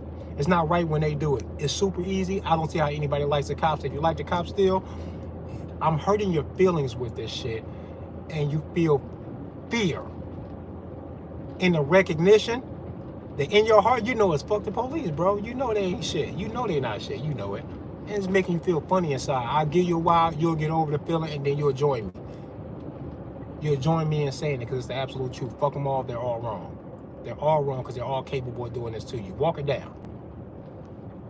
If they give you the ticket and you ain't hurt nobody, you don't owe no restitution and no damage, but they want $180 from you for speeding. What's going to happen if you don't pay it in the 30 days or show up for the court date? You tell me what happens. Will they issue another court date? I don't know if the warrant comes right away once you miss that first court date and you don't pay, or if there's like a grace period of time where if you pay it, or if you show up to court on a court date, that they say, yo, we didn't post no warrant, we just gave you another court date, and you actually showed up this time, and you paid when you showed up. And man, no hard feelings, man. They act like they didn't just extort you or rob you, basically at gunpoint, because the gun comes later. Tell them that you're not showing up after 30 days. They give you another court date, you ain't showing up for that one either. You ain't paying them shit, you don't give a fuck about nothing. You know that they know where you live, and you going, yeah, fuck you gonna do about it? Or when do they issue a warrant? They're not gonna leave you alone. They hold the grudge forever too. Am I wrong? Am I wrong when I say that? They hold the financial grudge for $180. If you break the contract after you sign that fucking ticket, right? There's a game going on there. There's a game going on with the signing of the ticket and shit. But if you sign that ticket, you don't show up, and you never pay, and it's been 3 months, ain't it safe to assume that they're gonna have a warrant for you for the speeding ticket? Wouldn't they suspend your license? What do you say? Fuck that. You're not suspending my license. You can suspend my license if you want to. I don't want your permission. I still got the keys to my car, and the car works. Fuck you think's gonna happen? I'm probably gonna fucking move that bitch from A to B. Fuck is you talking about? This the nature. If you did that, then what would happen if they called up to you while you were fucking driving after they told you your driving privileges have been revoked till further notice, and that the fine has a late fee, and that it's now like a $238, and there's another court date that they kind of expect. They might be expecting for you to possibly show up on that day too, but in the meantime, there's a warrant for your arrest or whatever. What if they go through all of that type of process, and you go, so fuck you? Then what happens, huh? When they catch up to you, what happens? Y'all tell me. It's gonna sound like a Quentin Tarantino movie here in a minute. Y'all bugging, because you know that it's true. And all of this can start over $180. And you can't get out of it by saying, why not just pay the ticket? That's not what I'm asking you. I know whoever's saying fuck you at this point is very much aware of how easy it'll go away by paying the ticket. We're not going there. I want to ask you, why is it worth this much? Because if a man on the street that didn't have a badge wanted to kill another man over a $180 promise that's 90 days old, because he came to collect on that shit, and the guy that's supposed to get that fucking money up says no, fuck you, and then a fight broke out, the guy that came looking for the money is never going to be considered in the right, and you fucking know it. You give him a badge, an ugly polyester uniform, and then the whole system, then you say, well, according to the papers it said this, and then this guy showed up to represent that because he didn't get hurt at all. These guys don't really know each other at all. He's just representing a system that said don't go no faster than this, but you were going really fast and you didn't hit nobody or hurt nobody, nothing like that. Like, I mean, nothing happened. Nobody's here to complain. Nobody has any grievances to air out with you. Just that guy for catching you. He saw you do it, and that's all it is. Man, come on, bruh. Come on, man. Y'all won't say what it is. You accept it as a system, then you go, man, system says this. Then when I say fuck the system, then you go, man, what you gonna do about it? It is what it is. Tell them that they're fired for these reasons. Tell them that they're all fucking done. If everybody out here took their own protection as seriously as you want me to believe that the cops take my protection, which they don't, if everybody took it into their own hands to be that honorable and serious, where would a bad guy go to get his shit off? Do you think that we would even need police if everybody says, if I'm already a good person, not trying to hurt nobody, and then I become the good person out in public, not trying to hurt nobody, and I have a gun, then I just make it harder for a bad guy to come in my zone of influence to just get his shit off like nothing's going to happen to him? He'll be challenged. And that's just from me. There's a possibility, there's a chance for the real freedom and justice and the innocence to survive and encounter with a bad guy wherever I go. If that's common that there's multiple men in public like that all the fucking time, and you're just like, God damn, they're everywhere. Where does the guy that wants to rob somebody get the confidence to do it and then go home with the spoils? You fucking fuck. It answers its own question. I'm not going to get into it right now because I got a whole video, a nice edited video coming up about this, but Iowa allows teachers to arm themselves on school property in protection of the kids. And as a gun rights activist, I think that shit is stupid. I'm going to tell you why. It's stupid. It's an illusion of safety. It's not going to work. Not the way they're doing it. It's not going to work. That's why I don't like it. Because when it doesn't work, they're going to say, see, I told y'all, fuck them guns. And that's what I don't like. That's what they're going to say when it doesn't work. And that's fucked up because the guns are the answer. But not like that. Y'all fucking it up. Y'all are half-ass doing it. Y'all not trying to fund bulletproof glass on the lower level of these schools in all the windows or none of that. None of y'all are thinking. Y'all don't think far enough. Let your imagination flow, bruh. When it's for the sake of the kids, don't stifle your imagination with financial fucking burden. Do it for the love. If they said that they were seriously going to do it and it will be installed, legit, tested, bulletproof glass for lower level windows and doors in any of these schools around here, I will come running with my money. And anybody else who fucking shed a tear or had any kind of negative fucking feeling or response from any school shooting ever, if you won't go do that either, I want to call you out for being a pussy, for being all talk, for hiding behind the surface level awareness, care, respect, and honor and all this other shit when deep down you don't give a fuck about nothing. Y'all say stuff to sound cool in the virtue signal, but you don't mean it. I can't wait to fucking call y'all that, bro, when y'all won't do it for the love. But bulletproof the glass. Why y'all not doing that? That's so dope. It's such a dope idea. Because it doesn't even involve a gun. It's passive protection. Y'all are pussies. Dumb pussies. Pretending to be honorable and should be in control of what? In charge of what? Fucking insane. And don't get me into a fucking conspiracy theory about where these shooters are coming from. Because they always fucking ramp up like this. Like all of the fucking shooters are in cahoots to make a season out of it. It's always a season.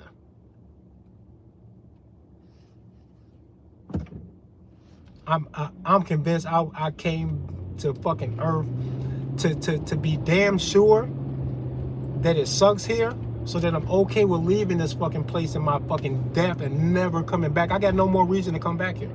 I got no more reason to come back here. I'm convinced. I'm convinced that it's a wash down here. You're all fucking dumb. Even the best of you, man. Y'all call this shit short barrel rifle, and you give in when you do that. Short barrel rifle. If I say I had a short barrel rifle, it fucking creates a fucking dog barrel response in the mind of a fucking cop or ATF agent that they go, I know what that means when you say that. If I say I got a compact fucking personal defense weapon, they'll go, well, I don't know if I can regulate that or not, or if I owe you a fucking ass whooping or a mag dump while I fucking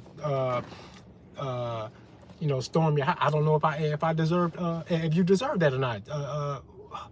What is this? What do you say you have? He's looking for the keywords. Like a fucking trained dog. Kiss my dick. Y'all are dumb. Stop calling it by their shit. Because then they got something for you when you say that. It's retarded. Anybody on the internet calling it a short barrel rifle is a retard. You're not taking serious enough every angle that you need to take to dominate the fucking fact that you got the right from a god and not a government. Damn sure not a fucking a pedophile protecting fucking government system guilty of mass murder and crimes against humanity, including the enslavement of my people. And it don't stop there, because they say fuck all you motherfuckers. The system says fuck all of y'all, but fuck you niggas twice though. We really don't like y'all. We the butt of the joke, but they don't like nobody. If you know what it is the government wants, at the end of this, you would know they gotta fuck with everybody to get that. There's no other way to get that unless they fuck with everybody. They can't just fuck with niggas. They just really like fucking with us though. Because brown skin has always been a landmarker to show them where the resources are. So when they come to conquer and take control over natural resources, because you can't rule the world unless you rule the resources, including the water, and you're watching them do that too. They're trying to fucking dominate and copyright water, bro, and shit like that, bro. They're trying to put a patent on water. Sound like somebody with a mag dump. Fuck them. Whoever fucking said that that's what they was gonna do, we should all be enraged in our nature to go, oh, ain't nowhere in hell you gonna survive till sundown, boy. Somebody finna get you. You gotta go. Water? We're not gonna let you rock that. And if y'all hiding technology to fucking clean the fucking water to make seawater drinkable, if y'all hiding any of that, man, fuck y'all. Who got the patent? You do? Yeah, who hiding it? You? Boom, in the dirt, right away. I'm talking about make like, see, the violence works for them, right? I'm so in tune with the universe and the inevitability of my death, your death, everybody fucking death. I don't give a fuck. All this shit gonna go to the earth anyway. I don't give a fuck. Y'all care too much. Like caring is gonna save you from your death, but it ain't you gonna die. I don't give a fuck, bro. That violent shit work for them. You want the freedom and you think you're gonna get that without violence from violent motherfuckers? You ain't make no sense. Cause what I just said is like so sensible in the way that I worded that it becomes undeniable when I get to the conclusion that you want freedom and justice from motherfuckers who are good at violence, and then the violence is where they get their power from, because where else is they getting it from? Ain't no man above another man, and we all know that in the nature. We experience it every day. You walk past another man, you know he a bitch if he think that you the bitch. Nigga, you the bitch. You'll come off like that with a stranger. All he gotta do is cross your boundaries. He threatened you, disrespected. It can be disrespect. It don't even gotta be a physical threat. Sometimes the fucking energy in a man to be a man won't even allow disrespect, bro. Won't even allow disrespect. Niggas will kill you over disrespect, right? When I say, yeah, not even from a government, I'm not crazy. I'm telling you, no one, bruh. Nobody. Huh? Why? Huh? What for? Because I'm worried what they gonna do to me. What they gonna do to me that another man couldn't do to me, right? Or wrong another man could do to me, right? All I can do is say, I never project no fucking violence onto nobody, bro. I never initiate. There, I did my part. Anybody who initiate with me can get it, and I'm not gonna care who you are or what the reason is. That's why racism don't bother me much. I want racism to fucking show itself in a threatening way, so I can say, that's a racism to get my attention. How far you want to go with this? And then I want the law society to say whoever starts the fight is supposed to lose. And then I go, hey, I got this gun. I like the short one. And I want everybody to go, hey, I see nothing but fairness. And then I want the racists to say, I die for my race, and then I go bust a move. That's the only racism that I care about. Is a racism that's willing to do me like that, and then the rest of the world got to go, hey man, let's set the stage for the fairness, bro. And then made the best man win, because whoever initiates the fight is supposed to lose. That's what the justice system tries to pretend to be about, but then they initiate everything. Cops show up to a scene. If it's hostile, the cops will actually point a gun at you. That's a bad thing. You're not even supposed to point a gun at something unless you're going, I'm shooting. And then you shoot. If you point, you also got to be shooting. If not, then why are you pointing, right? If you're a gun owner and you're not a fucking idiot, you know that, but they don't act like that. And then you let them not act like that. That's why I don't like y'all or them.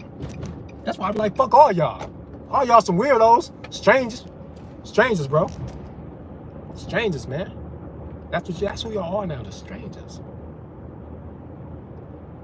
Fucking goofies, bro. Can't be real about nothing. All you gotta do is be real.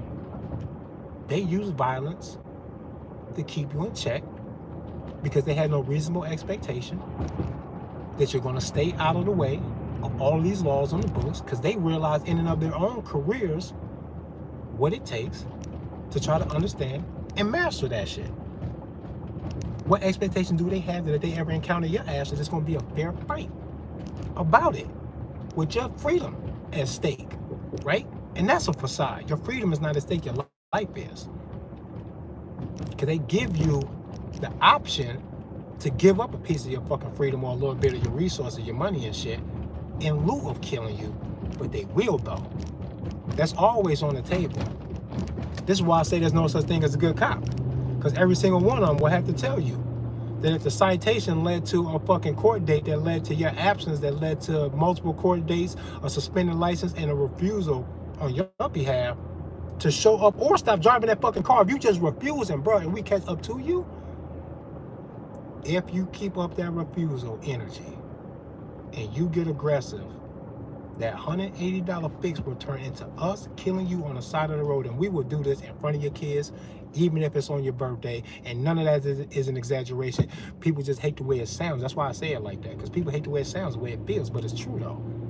If I can say it, and it hurts real bad, but there is no cap, I don't know what the fuck else you expect for me to do, right?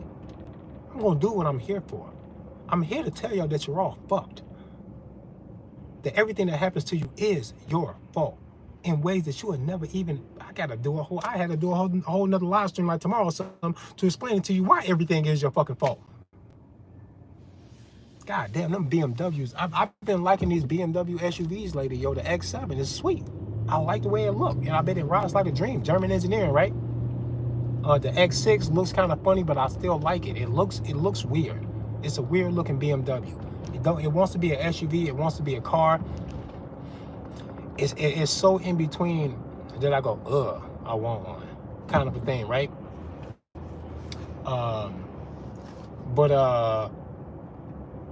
Fuck, what was I saying? Oh yeah, all y'all stupid. And I mean that in the best of ways, because I want you to feel offended by that enough that you don't just follow my lead, because you don't got to follow shit, right? But take it upon yourself to ask yourself, I'm in this life with some kind of a purpose. The purpose seems to be hidden. While I'm navigating this life to search for this fucking purpose, can I ask to not be threatened by a group of pedophiles in a revolving door of bullshit? Because in the next election cycle, it'll be a whole nother fucking group. They move in and out of this shit, bro. It's one thing to try to honor a system. It's a whole nother thing to put a revolving door of strangers inside of the system and then act like U.S. government is U.S. government. It's been U.S. government for 250 years almost. No, it hasn't. It's a revolving door of whoever the fuck is in there and whatever emotional baggage, mental illnesses, biases, prejudices, whatever they bring to the table, it's tainting all of this shit. It sounds crazy on paper. In practice, government went bananas, and I don't know what the fuck else y'all ever expected out of this bullshit. It sounds like a bad idea. Fucking assholes. Look what the fuck y'all did, bro. Y'all tweaking.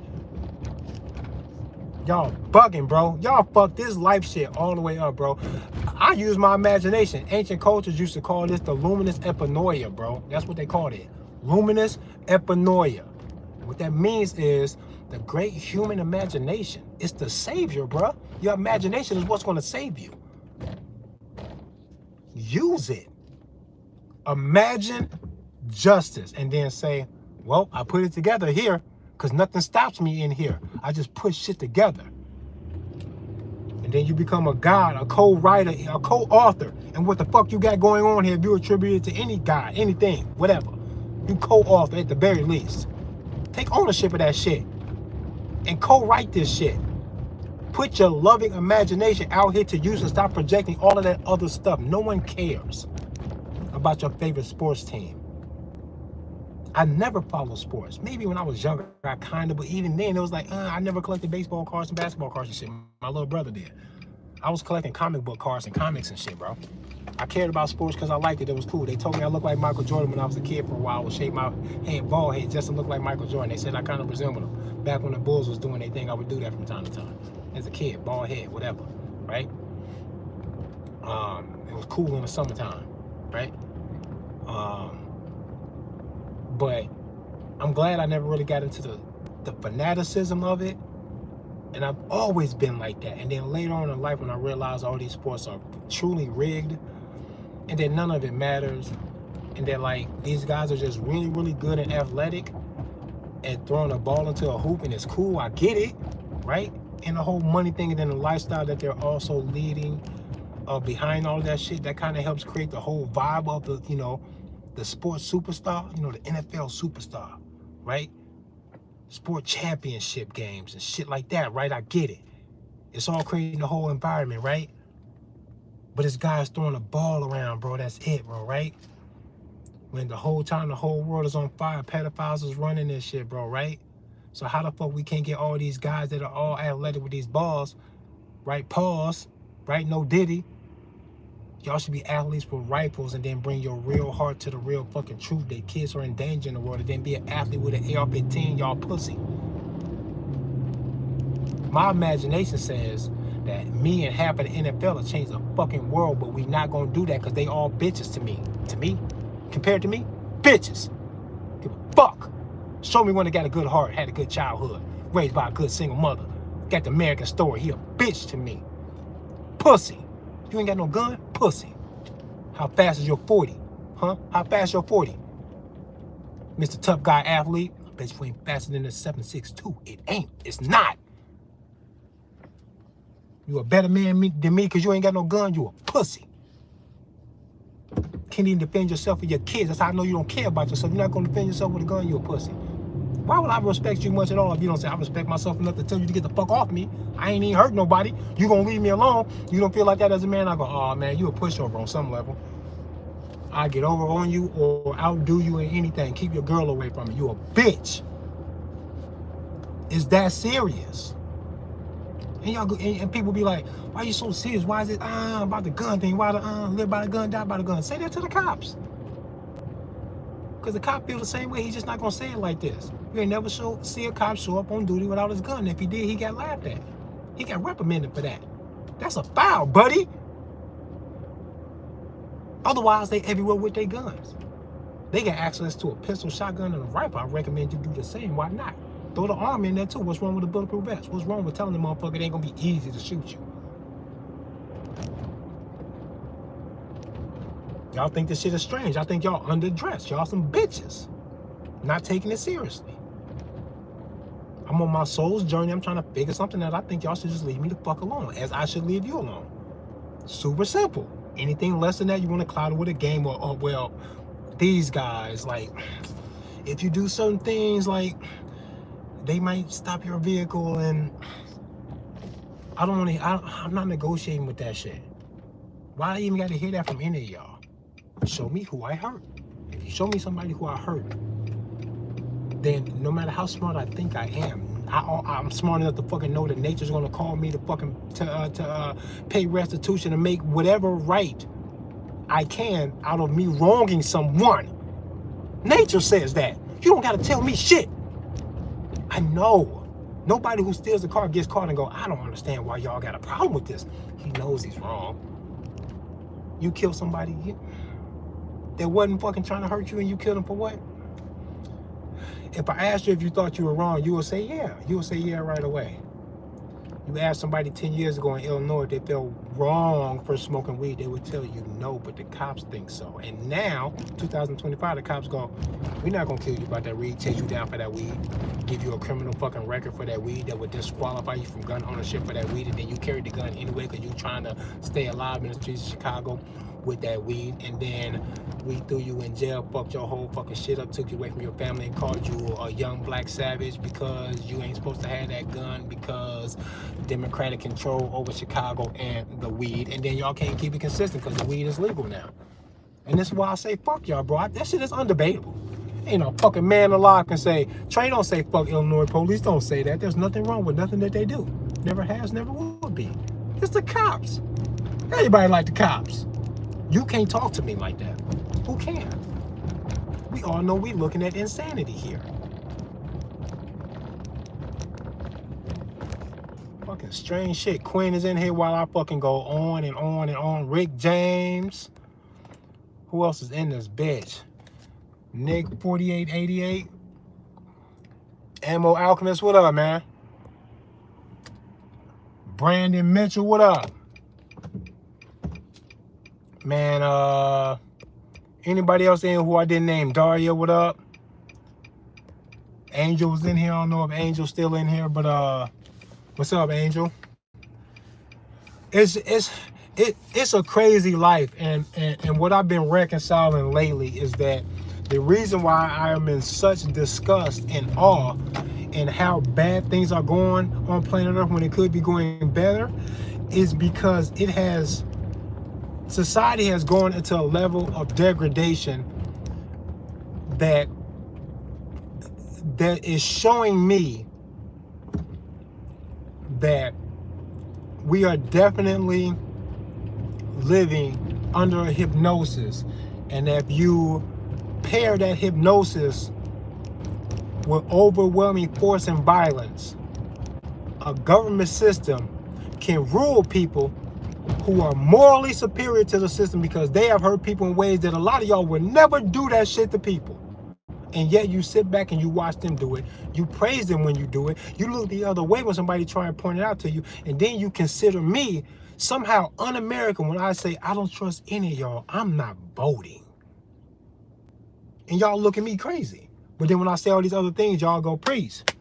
Yeah, who you voting for? Preach, and then followed by who you voting for is crazy. That's why I be so disappointed in y'all, man. And that's what I'm here to do, is to take one more look around. I believe in reincarnation. I'm fully convinced, bro. I've gone through things in my life that I know good and goddamn fucking well. There's some crossover or misunderstanding of time and how that goes. It's something's off, bro. Something's weird, bro. And I'm actually driving through the street that goes through the campus of Cole College, the college that I graduated from here in Cedar Rapids. So I'm also having like this nostalgic flashback as I say this. I took philosophy classes here, so this is all very my kundalini is fucking buzzing right now to be saying all of what I'm saying right now. But the fact that I'm recognizing how illusionary life is, it's a beautiful thing to me, man. It's comforting. There's a comfort. That's the word, and this is the vibe right now. I'm putting it together. Y'all like therapy for me to do this. It's like therapy, right? Because very often I say shit to y'all that I have not said before, because I'm never scripted, and very often ideas and connections unfold right in front of y'all when I do these live streams. So I really like doing this, and I appreciate even the opportunity to do this. So much respect to anybody that ever tunes in and my shit. I appreciate it. You have no idea. You really have no idea. I respect anybody that comes into contact with my conscious experience here. If you come into contact with me, I appreciate it. I'm taking it all for what it's supposed to be worth. I try not to take it for granted. None of it is arbitrary. I love all y'all. But realizing the illusionary properties in what we call in this reality is such a beautiful thing, because it's the only real way for me to reconcile the fact that I'm disgusted with how things are turning out when I don't think that it should be this way. None of it. I wouldn't think that I would be out loving a system like government. That a system like government for what it was, for what we expect for it to be, what we hope it would be, for a system in our most positive imaginations of a government. Let's put it there. A government like that, if somehow it could be that and maintain where I think my heart is to think that I shouldn't own other people or try and dictate what it is that they do. And if I was going to do that, and then I wasn't consistent, I know I would draw attention to myself about the things that I secretly cared about the most. For example, government is really drawn to controlling this weed thing, but they won't tell you why they fight against your freedom to do whatever you want. They won't also tell you that the food is bad and who's getting away with putting the things in the food and what it is that it's really doing and all of that. So when they control the weed and other drugs, but then they won't be honest or clear about these things that actually benefit from it, it creates a whole fucking cycle of sick fucking kids and sick grown-ups who don't know what the fuck is going on. They can kind of tweak your brain a little bit too. If a foundation was set with the jabs that they get all the kids up front, they set that there, and then it sets the stage for weird things like food allergies in a world where kids starve. Who the fuck has the nerve to be allergic to fucking foods? Huh? Me. I got a food allergy. So it's fucking stupid, right? They do all of this. And if things were perfect, I would imagine, like, why would I be morally superior to a system like this? Wouldn't it be the greatest thing? If all of them rally in the world could be held in the hands of the people who are in charge of these things? No. It's in people like me who don't got a motherfucking voice because no one's gonna fucking listen to me. Right? No one listens. No one even knows that I'm here. Right? And coincidentally, unfortunately for you motherfuckers, I happen to just be me.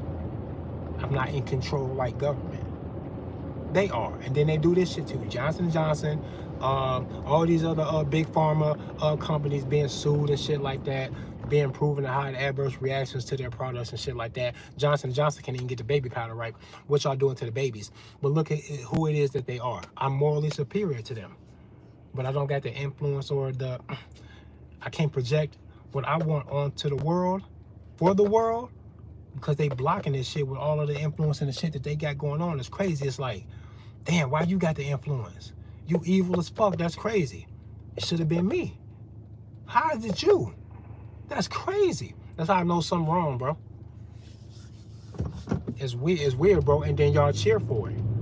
The election time, it looks like a fucking feeding frenzy at the fucking zoo when y'all out here in these fucking rallies and shit, like preaching that a guy that you don't know should fucking rule me and you, and I think you look fucking crazy as fuck to even be trusting him in the first place. It's all fucking weird to me. It's weird because I know you're smart about other stuff. If I tried to fool you about other things, I probably wouldn't be so easily above you and fooling you. But if I help feed you positive energy to help you further support a candidate that you were already supporting, you're gonna love this motherfucker. I can make you love him off some positive shit that I can fucking say to you. And that's crazy. Cause then you love him so much that the negative stuff don't become deal breakers no matter how bad it is. Motherfuckers did not want to hate Biden. I find it very easy to hate that motherfucker though. Motherfuckers love Trump. I find it very easy to not trust this motherfucker. He got a whole IMDb. He's an actor, for real. Like a legit actor with an IMDb. And then they put other actors in offices like Zelensky over there in Ukraine. He's an actor. He did some song and dance and a whole bunch of other fluffy ass shit. He's a if he ain't never fucking been very physically affectionate with a man, I'd be surprised. I'd be surprised, right? Not that matters. I'm just saying this is who he very well may be. But then they don't put that shit out there so that you can judge them by all of that. They'll hide those parts of them so that they can. It's a whole fucking funny thing what they do with the agenda behind the boys that like boys kind of a thing. There's an agenda there. because they won't be honest about it when it's there, but then they push it in your face in pause in other circumstances. And I go, why y'all not being honest about it over here if y'all also forcing me to face it over here? Like, y'all tweaking. What's wrong with y'all? These are the inconsistencies that everybody can see, but they won't put it together and call it the inconsistency that it is. It's like y'all don't see the disconnected. Crazy. Hypnosis, bro. Hypnosis. Hypnosis, fear. They got the violence to back it all up, and then they got you. Because when I say fuck the police, fuck the government, a lot of people be like, what you gonna do if they're not there, bro? You just replace the system one by one with people who know better, that's not going to act like that, who know they're going to get smoked if they go in there and do that shit. And the best way for you to trust the new wave of government officials who are actually going to be minimal and play by the rules and not be extorting people, getting over on the people, and they're really going to fucking strive for the freedom and justice. It's going to be a small group of these motherfuckers, and you got to smoke the old guys so that everybody know what's up. That's the part that don't nobody want to say. But they supposed to get their ass smoked. And they're not going to smoke themselves. They're not going to arrest. They're not going to charge and arrest. Try themselves. Convict themselves. Jail themselves. And then walk themselves to execution, where a lot of them is supposed to go according to their own shit. Not something that I'm wishing or calling for. I'm telling you according to their own shit. They supposed to be sharp in the gillies. Don't play with me. I know what it says and I like the way it sounds. And I didn't write that shit. They did. So I got no problem saying it. Kiss my dick. Don't play with me. You're not going to get... People don't... They're not going to get over me about the things that they don't want you to say, or all the shit they don't really want you to know, or they leave it up to you to find out in your adulthood about how much they lied to you in the schools. All of those things turn me on to reality. I like it. I think my whole purpose is supposed to come here to watch them lie to my face so I can realize that they're lying and look at how their lie works so well on the world and where it's going, and then just reconcile that shit inside my own soul, that there's nothing more here, that nothing fucking matters, that it never did matter anyway. It's a simulation, it's a game. None of this shit is real in the way that you think it is. It's a deeper level of a dream state that your soul is in. That when you sleep inside of the fucking dream, you go, that's the dream and this is real life, and the fucking your consciousness goes, got you, trapped. Because you can't think. All I gotta do is fucking make you draw this correlation like that, and then I got you. It's like being in prison, right? On a 23-1, and you think the 1 hour that they give you outside of this fucking solitary confinement is freedom of some kind. And how is it when you in a prison? It ain't freedom at all. Not at all. Not at all. They gotta put you in it twice and then let you back up one step and then go, hey, you good, right? And you go, yeah, I'm good. And you're not good. They make you sleep inside of the dream of your fucking consciousness, and you think that when you're awake that you're awake, and you ain't even awake. And this fucking circus that they got going on out here is keeping you from fucking finding your chi, tapping into your prana, doing your fucking inside work for real, the existential work for real. Because then you'll realize that something is going on here, that you're in total control of it. All of this shit could have been anything. It just happened to be this. And that none of it matters. This is a test for you. And not like a Christian test of fucking obedience. It's a test for you to see if you can realize how much of a game this is. To not take it personal. I used to not believe in karma. Thanks to fucking the Austrian guy with the funny mustache who supposedly fucking gave himself one. So he never really legally, if that's even what happened, he never legally, lawfully had to face any international court to face his crimes or none of that shit. They never had to face what it is that he did with the number of people who he supposedly smoked. I don't know, right? But what I do know is they kept all of that from being under court examination when they smoked his ass, and it worked out too well. That's why I don't believe that he got smoked or that he was who they say he was or nothing. Something's wrong, because it worked out well to help hide further examination from people. Right now, you're not even supposed to be saying their name. And I don't like that. This is planet Earth. I say what the fuck I want. Right? If Jewish motherfuckers happen to be in control of and influence of textbooks, because they own these fucking textbooks, copyrights, and all this other shit, the news, the schools, the money system, the media, stop playing, right? When I recognize that for being what it is, because it is what it is, I'd have to be saying something that's false. You'd have to point to a black guy who's not a Jew to say, look at all these people who are not Jewish, who are really in these positions. So you're with evidence trade, you're wrong. It's untrue. No, when you go look, this is what you find. Period. It's just true observation, honest observation. Walk with me. So when I see that, then I go, oh, okay, cool. So this history just happened to play out like this, and it just worked out very well for them, only if you consider them being liars about certain things, smudging the numbers a little bit about some things, faking stories and faking survivor stories possibly. I've heard some stuff. I heard somebody say it. I kind of looked into it and I went, they might have been dishonest about how that happened. It kind of looked, I wouldn't trust this story coming from my wife about infidelity. I wouldn't trust it. So I'm not going to trust it if it's them lying about some survivor experiences. I'm just not going to be lied to. I don't got to be lied to by nobody.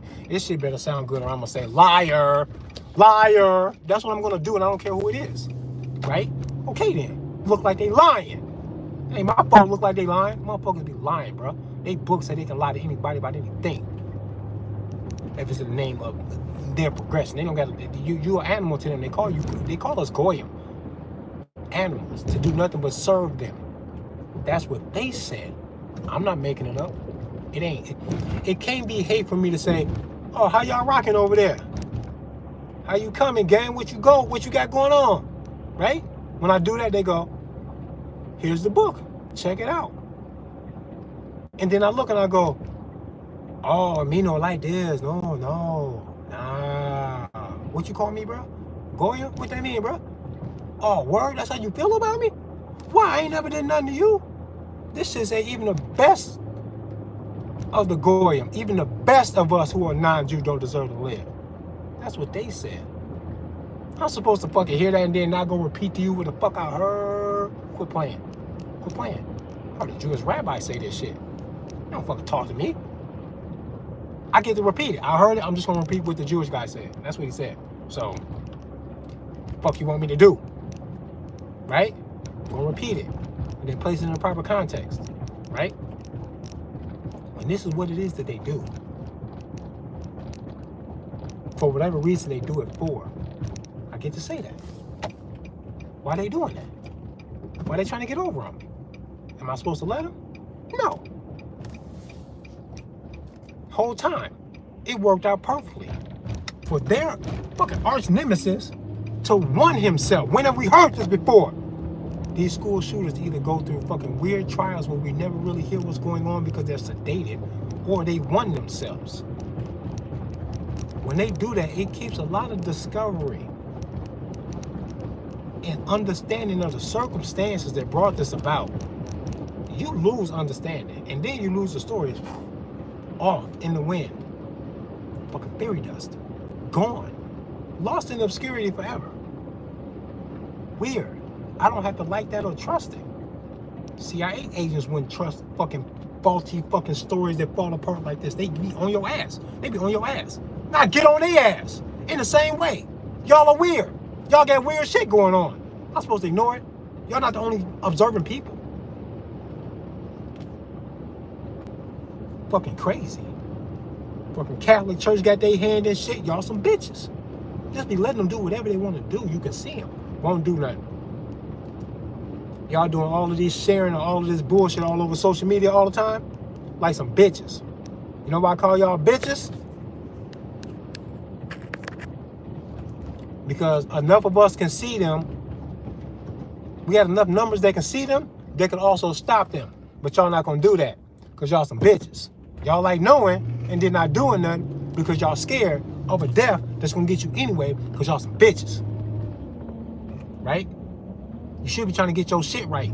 They know you'll be a warrior ready to die to stop them because you wouldn't fear no death if you can get your shit right, but they won't let you get your shit right. They cloud your mind with all this other shit. As soon as you old enough to really fucking get up there and you think you know yourself, they put you in a school. Public school, you get that first. They got you, bruh. They can get you as kids, they got you for life, bro. Because a lot of y'all can't shake simple shit. Y'all can't even convince another grown-ass man that wouldn't let me punk him, that he not gonna let me punk him because he owns himself and nobody else should punk him either. And then he'll go, no, wait. I can show you somebody who I will let punk me. He can, but you can't. Crazy. This is how they respond. They don't know that this is what they sound like to me, but this is what they sound like. If you say you back the blue, all I hear is that you say that you will let this man punk you. Even if he kill you in front of your own kids, you will allow him the passage for that. Even if he's misunderstood and lost in this illusion of authority that he overdoes you for no reason. You say, hey man, let him be free to take, I'll take that chance that he might do that to me or my kids.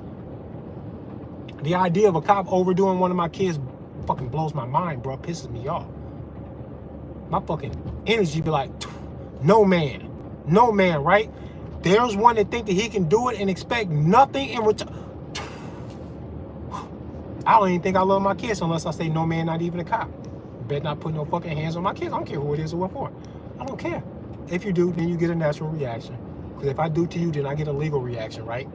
My nature's way above that legal shit. It's way more powerful thing. And it doesn't need your permission either because it's already locked in. It is what it is already. Can't be negotiated. Ain't gonna go away because you threatened me about nothing. It is what it is. And that's fair. And what man on planet Earth can say, I can't respect that, Trey. Can't respect it. Let the man do his job. Man, he should have got a different job. I ain't letting him do shit. Cop better not never fucking put hands on my kids about nothing. I already don't care about dying. I'll crash. I don't care. Crash out. I don't give a fuck. I don't give a fuck about none of that shit. Why would I care? I don't give a fuck anyway. They don't want you to understand who you really are on a spiritual level, because if you did, you wouldn't fear your death. And if you didn't fear your death, you would look at them and go, I'll fuck one of y'all up about this shit. I bet you I'm gonna live free. I bet you I do. I bet you I don't give a fuck. They can't control people who don't give a fuck about their death. Because every time they cross somebody who don't give a fuck about their death, officer down! Officer down. What's the code for officer down? When they radio in. Taking shots, officer down, I don't know what it is. These same officers be taunting the deaths of these young warriors in the streets when they be dying, these young kids in the streets who I don't agree with. You can tell I don't agree with them, per se, because I didn't live that life when I could have. I was this close to living that life. We did all of the same typical shit, man. We were just all on the borderline of all these big-ass fucking mob action fights. It'd be 7 of us and 12 of them. And we all get into this big ass fight where somebody get jumped and then somebody come running and we'll all be going someplace and then we'll get confronted by some niggas on the porch and niggas clicked up together someplace and then niggas get to talking shit or something happening and niggas get to fight. Sometimes big groups of kids. We'd do this, we'd go through this 2-3 times a summer. For summers in a row. Niggas around us, some niggas was getting shot, getting pulled over and caught with guns, going to jail for other things. There was a couple stabbings. There was some self-checkouts. We went through some shit in my teenage years. Nothing ever hit home enough to turn any of us into all-out savages, but we watched it happen to other people.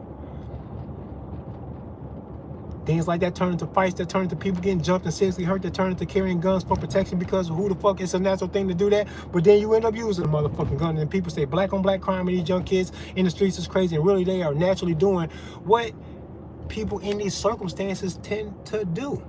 You find a white guy that ain't got no enemies here EDC. Carry a gun every day, right? You can find one that don't carry a gun every day.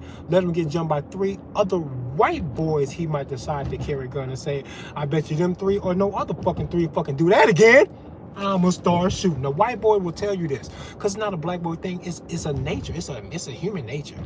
It's the nature of a man to kind of feel this way, to not recognize where it be coming from, and that the likelihood that these circumstances will unfold in these environments, that you can't respect all of that, and then see it happening and go, I wish it wasn't happening. I kind of disagree with how this is all happening, but I'm not going to pretend to not understand y'all. I understand what happened. It's predictable. I understand what happened. For y'all to not respond to these kids in that way proves to me that you're never going to solve it, because I can see y'all not being real about what it is in the first place. That's why I don't respect y'all. I respect them more. Because they're lost in it, it's never going to be fixed. All I can tell them to do is what it would be that I would do.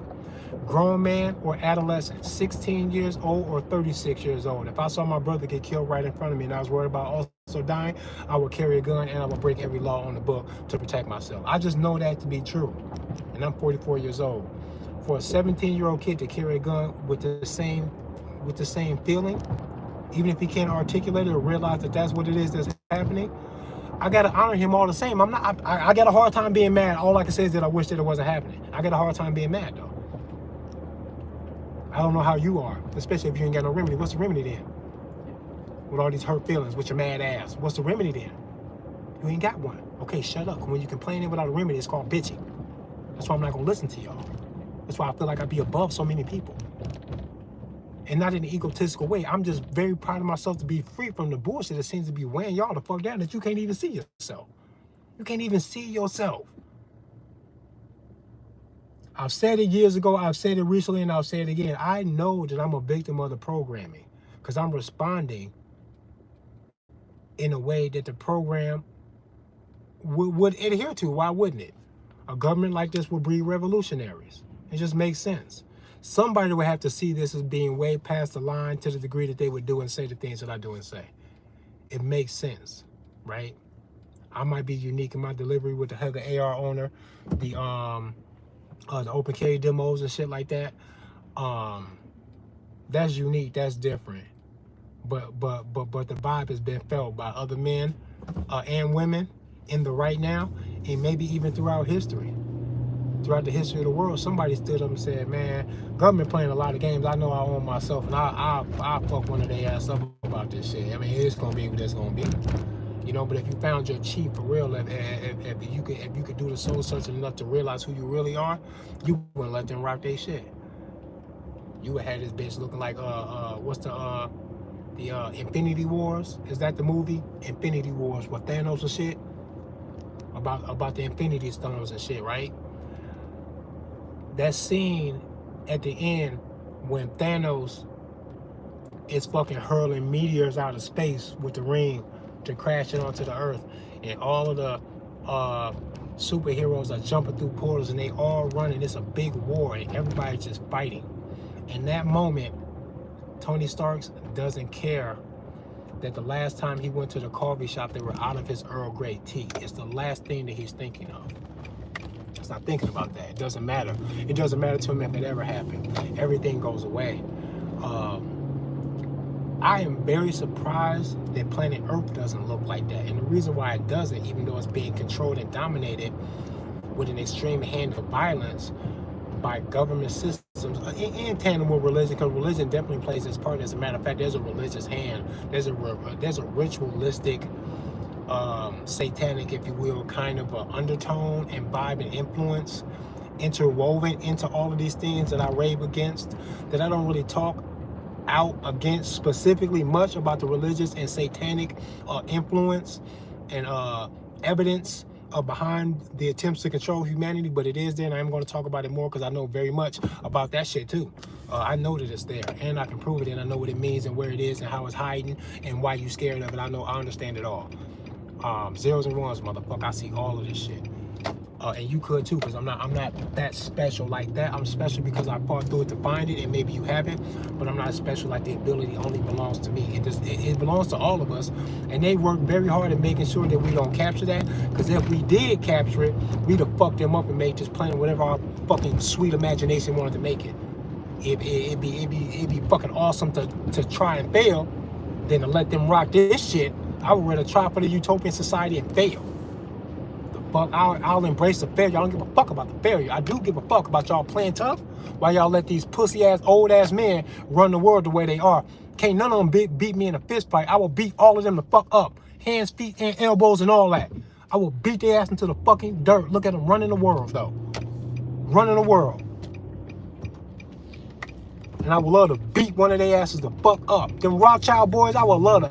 I don't care how old they are. I will dust the fuck out of one of their old asses. Every time one of them check out and they ain't never had to face this shit that they went through, I'll be sad, bro, when they die. And ain't nobody fucking chin check one of these motherfuckers. Henry Kissinger fucking died peacefully on his own fucking terms, and ain't nobody smoked this dude. Fuck out of here. Sad day. Bush Sr. too. Died, they never had to face nothing. Sad day. fuck out of here. Y'all don't know y'all in the Bardos. That's why, bro. If you knew you was lost in the Bardos, bro, you wouldn't care what they did or said. You can manifest so hard. What my battery doing? I got like 10%. Okay. I'm gonna rock 5% more of my battery and I'm out of here. But if y'all really understood the power in your humanity, you would look at Jesus and go, oh, I can do better than that. Watch this. And then you will manifest. You'll do something. And I ain't talking about manifest like go sit somewhere and pray. I'm talking about taking reality into your own hands and really doing some shit. Because all of y'all claim that there's this heart and understanding and awareness and peace and love that's worth preserving on planet Earth that you claim to be fighting for, that you would like to see. But y'all not coming together in a way to say, how about we put words to action? And come together in love, and then put belt to ass on all these bad guys and like actually just start fucking them up.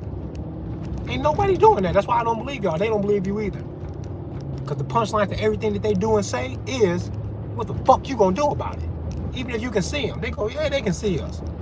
What the fuck are they gonna do about it? Nothing. Then let them see. Then let them see. They want you to see. They like this shit. They like putting on a show for you motherfuckers. They dancing 10 yards from the end zone already because they know they finna score. They already dancing. They already dancing like Israelis all over your shit. Weird. Y'all are weird, bro. Pretending to be tough, pretending to be smart, pretending to be wise and respectable. I don't be really wanting to give y'all the respect or nothing.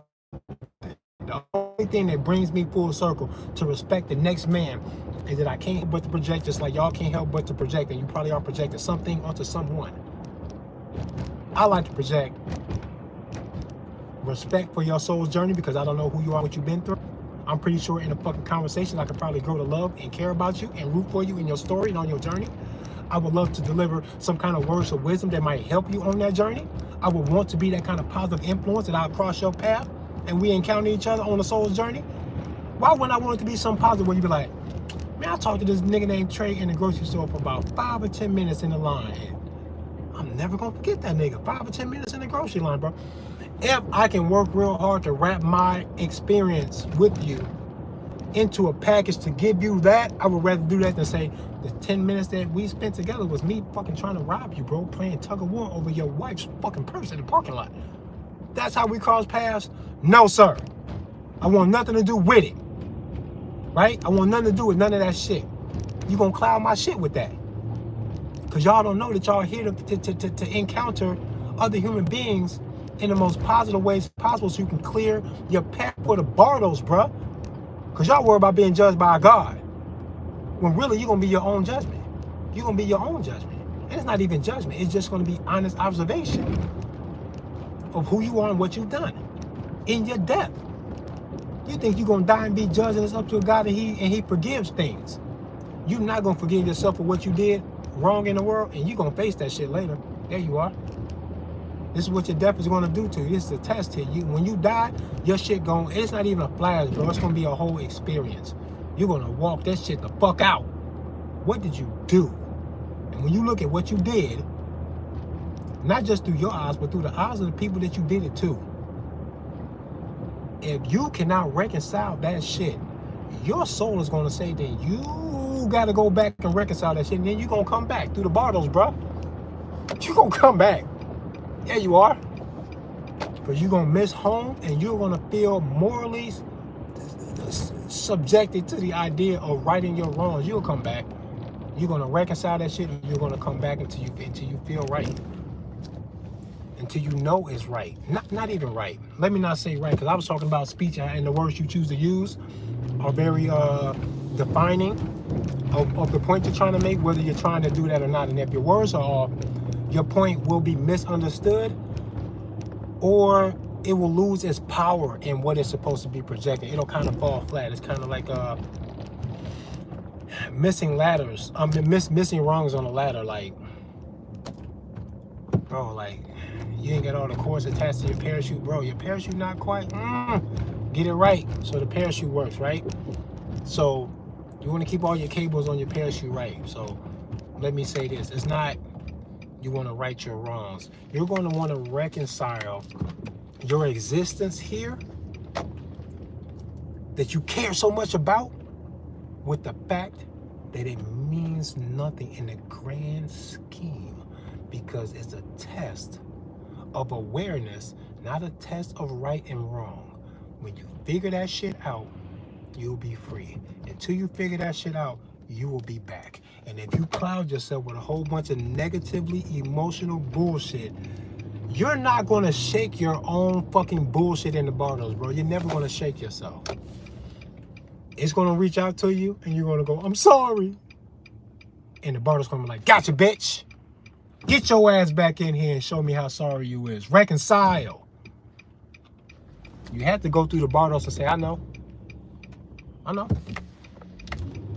I get it. I get it. You gotta get it. If you feel it, you coming back, bro. That's what this shit is. That's what you're doing. That's what you're doing.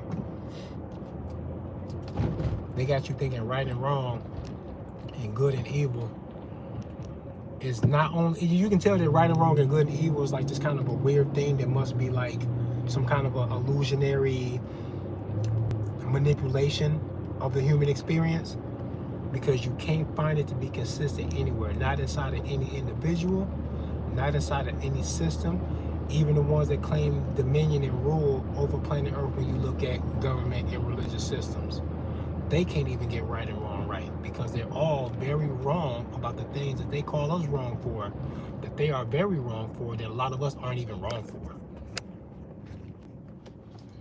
My battery on 3% and that shit went fast, and I ain't done fucking. I'm gonna at least talk to y'all until I get to my destination. But real talk, motherfuckers are like so lost in how wrong that they are at the things that they claim to be trying to get right on planet Earth. Like when you talk about religion and government, that it's proof to me that none of that shit ever mattered at all. Like laws and rules and shit don't apply to me. I don't care what you say, they don't. It don't apply to me at all. I can already see through it, because they know that it doesn't apply to anyone, but they pretend that it does so they can hide behind it, so that when they do wrong, you can't see them, and if you see them, that you can't stop them. It does that way more than it does create peace on earth. Creating peace on earth is not something that religion or government ever has done or will ever claim to do, and they know that they're not. They got weapons of mass destructions and weapons contracts that let you know very fucking well that they have no intentions on being no peace. So you can't argue with me with that. You got to take that observation as observable truth and not opinion, and then you got to apply it too, or else I'm just gonna think that you're playing with the man that you're trying to convince me that you are. I'm not even gonna believe you, because you can't do this simple shit. It's really simple shit that y'all got to do with complex stuff to make it, to bring out the simplicity in the fact that government is just full of shit, and religion is too. And when no place on earth can provide for you total safety, freedom, justice, or a passage for your soul, when all of this is really inside of yourself and nowhere else, and you'll realize that inside yourself. When you do that, then you go, okay, can't nobody play me to act like it's somewhere else when I know the fuck it's not. Then when you look out there, you go, oh, religion must be full of shit. Are they controlling people? Are they behind any death, control, manipulation of humanity at all? Oh, plenty? Oh, well, plenty fuck you to them then. Huh? Every day I wake up, fuck to both of y'all. Government and religion, fuck y'all. Just know that it's every morning when I wake up. Bonjour, little children. Fuck you, government and religion. Because I know that they clouded y'all shit. To fuck y'all up for the Bartles, bro. You'll be back. You'll be back. To serve their system in the Bartles. Because they give you plenty to make it very much impossible that you're ever going to reconcile your experience here in the midst of your death. When you check into the fucking Bartles, bro. When you really jump in. Right now, you are in the Sidpa. Is what they call the Sidpa Bardo. You are in your rebirth. You have all been here before.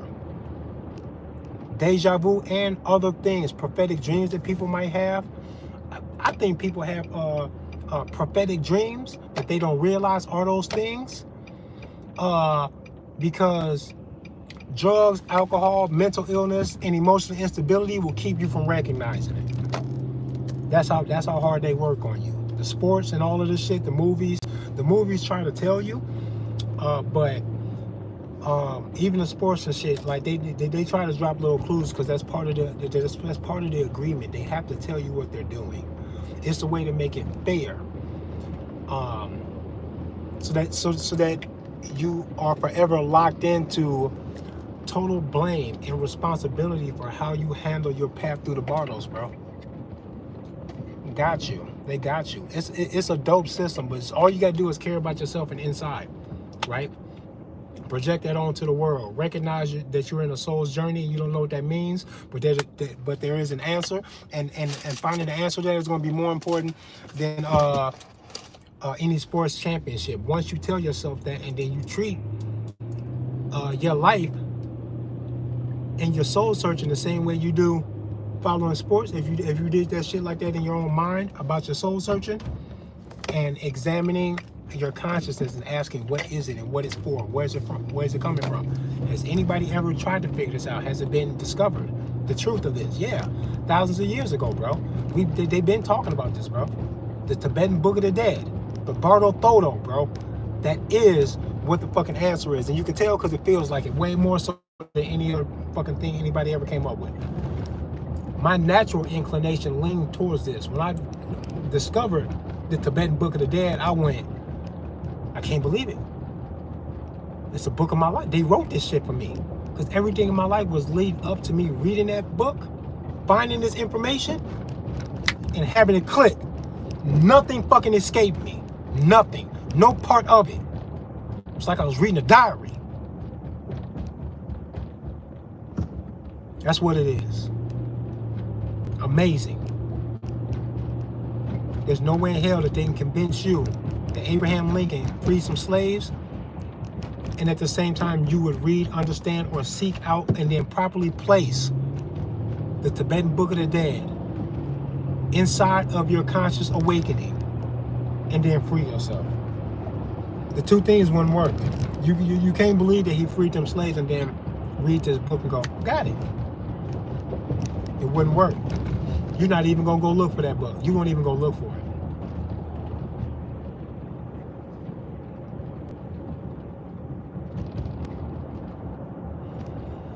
I had this urge. I wouldn't call it an urge. I would call it a concern. It was a worry of mine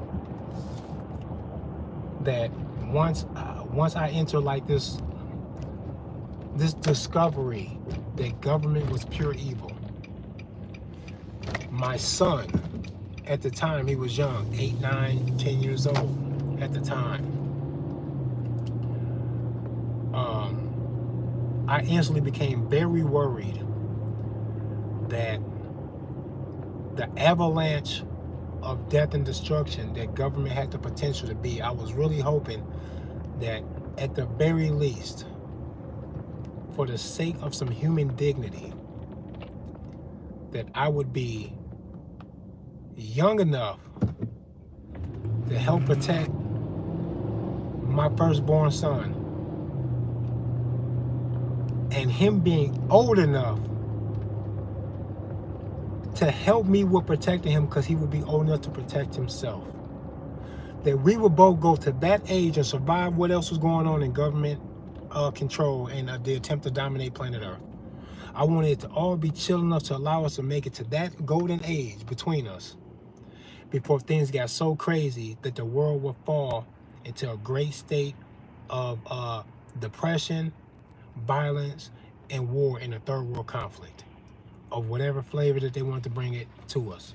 Even if it was all internal with like an outage to the grid or something that will wreck this country from the inside. We'd all fight each other based on the divisions that they gave us to divide ourselves by. Then we'd all fight about it. When they turn the lights off, all those fucking divisions will go into full effect because we use that in our state of survival, in that emergency survival mode. We will use those things as a default to navigate through society if they turn all the lights off in here. I recognize that as being a potential. Government has to recognize it, even in the idea that it wouldn't be socially engineered by them and that they do not want these things, and that, let's say I'm wrong about all of that, they should be smart enough in their position of authority, huh, They should be at least smart enough to recognize it as I do as a potential, even if they're not guilty of facilitating it. I say they're guilty of facilitating those divisions, and it's easily proven. Some of you are victim of it. Some of you motherfuckers won't listen to me because I'm black or because of how I talk the way I talk. Some of you won't even let it get that far. Me being black is enough for you to say, it's not about how you talk. I never considered listening to you at all, nigga. Right? Some of y'all are that deep into the division. Some of y'all are so deep into the division that you could be law enforcement and hear me with all my anti-government bullshit and say, because of that, I cannot rock with this man. Right? You'll be divided in that way. It's a division nonetheless. Because what good is your badge or your white skin when they turn the lights out on this bitch? It'll be no rule of law around this motherfucker, and we're all black when they turn the lights out. Good fucking luck. The white skin and that badge ain't gonna save no one. They gotta get us all in order for them to get what they want. And if you're smart, then you know that, then you go, racial divide is exactly that, and I will not let it get me. I will not let it deter me. It's a bunch of fucking bullshit. If you understand your own soul's journey, if you understand the Tibetan Book of the Dead, if you get involved enough in those kind of things, and the thought process is to really ask yourself, who are you inside? What is this? Not what is your heritage? And then only flash back to your American heritage, you English fucking Irish mix. And the English and the Irish didn't fucking like each other. They did a whole lot of white on white criminal shit to each other. A lot of violent shit. Shut the fuck up. And now you're over here flashing back in your history only as far as the American fucking, that Confederate flag will take you. That's as far as you went in your heritage. Fucking idiot. Fucking psycho. You're a fucking soul trapped in a meat suit. And they can tell how far you are from the discovery of the actual truth by how far you allowed that delusion to identify you. Black gun rights activist sounds fucking stupid.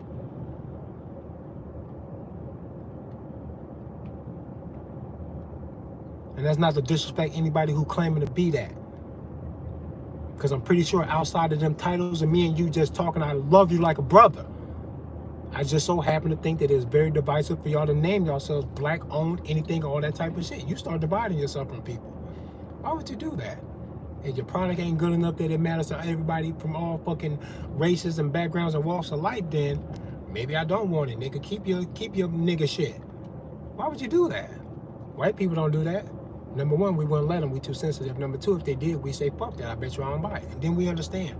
But then you go black on this and that. And it's like, the division has you. The division has you. Y'all are weird. God damn. I cannot believe. That's why I'm not supposed to come in here and say, man, y'all are all fucking offbeat and I'm going to tell you why and I got to go. And then I'm never coming back here. That's what I hope. That right now, as we all are in the Sidput Bardo, you are in the rebirth. You've been here before. When you die, that moment of death is the Chikai Bardo. It is the moment you die and your soul goes separated. How you feel. And if you go, yeah, they're going to be like, come here, come this way. And now you stuck. Now you got to walk through the steps. All of these different tests are forcing you to face the fact that all of this shit is what it is and that you got to come to terms with it because eternity is sprawling and none of what it is that you went through mattered about anything. Did you learn the lesson? Huh? The lesson of awareness. Did you? No? Then go back. That's what's going to happen. That's what happens. And very much unlike Christianity with that bullshit that you can't reconcile no pain in life by that philosophy or religion. That's why I don't like it. It leaves too much to be unreconciled. When you pay attention to the Bardos, when you learn about what the Bardos really are, you look at a child dying and say, I know that that's wrong and I know that it's also going to be okay. You understand why it's okay. Christianity can't reconcile why a child's death is okay. The Bardos will put it in perspective for you so that you say, I don't have to like it or agree with it to understand it, and I will bring myself to a level of understanding myself. And then what follows is that you understand everything else when you understand yourself for real. When I was being raised a Christian, a fucking Southern Baptist, I'm 7, 8, 9 years old, knowing that I can't reconcile the death of a child. I know that no God is going to make it right. You can't make it right, not even with a heaven. What is a heaven anyway? What do y'all think a heaven is going to be? I know y'all got to say something sweeter than Sunday church, because y'all don't even like that. Y'all won't go. If church is an hour and a half long, you bugging because the game is on. Y'all can't tell me nothing about no heaven. Y'all are fucking sleepwalking. Surface level, pretending to vibe with, agree with, understand, and live by certain things. That when I say, go deeper than that surface level expression of what the fuck it is you said to me that's supposed to be so powerful. What about this? Now y'all got nothing to say because you never went there to yourself. Not with your mind or your heart. You never went there. You just saying stuff. So hollow. So empty. So fluffed up, man. Y'all crazy. Mean it for real. Mean it for real. As I detour and take this right-hand turn away from a funeral procession. Huh. How long that body been uninhabited by the spirit? Huh? How long is that body right there in that funeral procession? How long has it been inhabited? Uninhabited? Huh? Whoever, whatever that is, was, and whatever and ever will be, is right now lost inside of the Chanyed Bardo.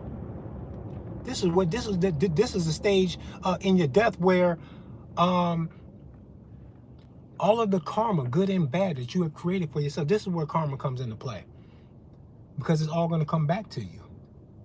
You have to reconcile these things. And if you've done things to make it impossible for your moral compass to actually reconcile, even in the midst of your own death, you're going to come back. That's why you shouldn't do crazy shit, because you're going to face it later. And when you realize that you can't reconcile that shit, you're coming back. And they love it when you come back, because they need souls to inhabit these bodies here, right? So they can feed the energy, because they stuck. They ain't never leaving. They stuck. They super stuck, because they evil and can't shake it.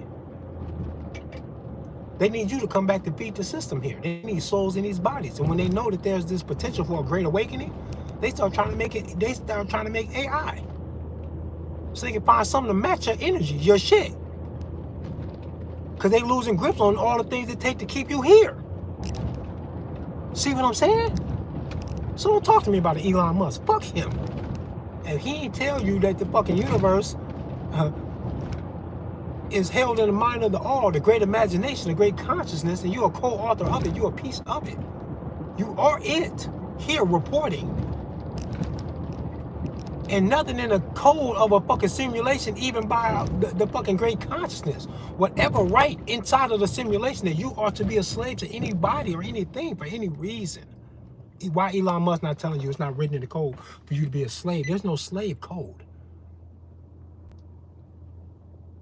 They can crack the code and create a slave hypnosis. They call it the English language. Distorting time with a Gregorian calendar. This is what they do to you.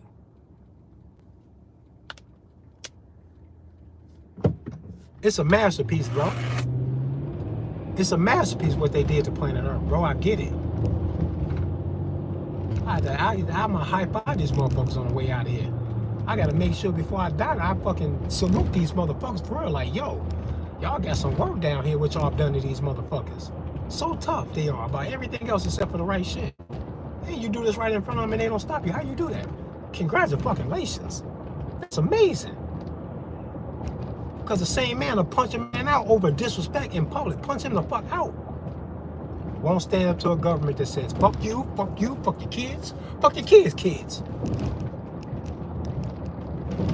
They vibe off of the fucking negativity. They love it. They harvest this shit. It's what drives them, bro. Because they need you to be here to feed them with the genuine energy of human emotion. It's like fucking heroin to them. They need that shit, bro.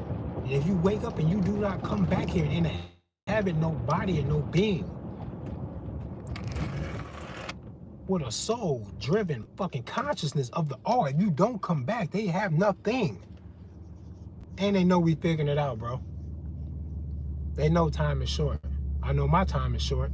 I'm gonna live my lifetime about 100 years. I love to see 100. Let's see a 3-digit lifespan from Trey Vietnam. Give me 100 and I'm out of here, bro. I'll take whatever, because it's gonna be what it's gonna be. I've been here 1,000 times.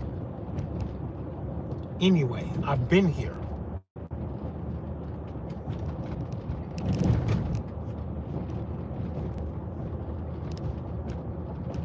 Been here 1,000 times. I'm tired of it. I like it though. It's fun this time around though, because I know it's bullshit. I know it's all bullshit. Inside of this life, there could have been anything at all. They gave you all of the games that they wanted you to play so that they can benefit from it. And you can point these things out. You can see the benefit. You can see how they extract your energy from you. You can see it all. It's not like it's supposed to be like that. They have made it like that, and they need it to be like that. And you can make it very much not like that. All of those things are true.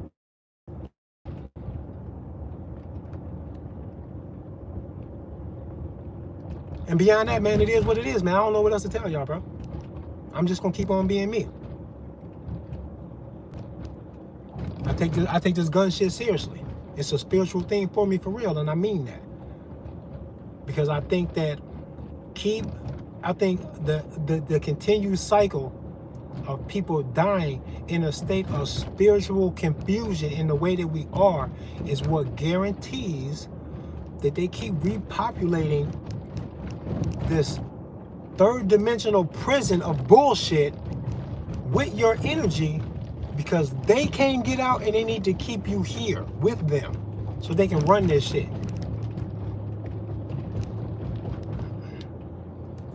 I don't think that I can out imagine reality. I think that I can only draw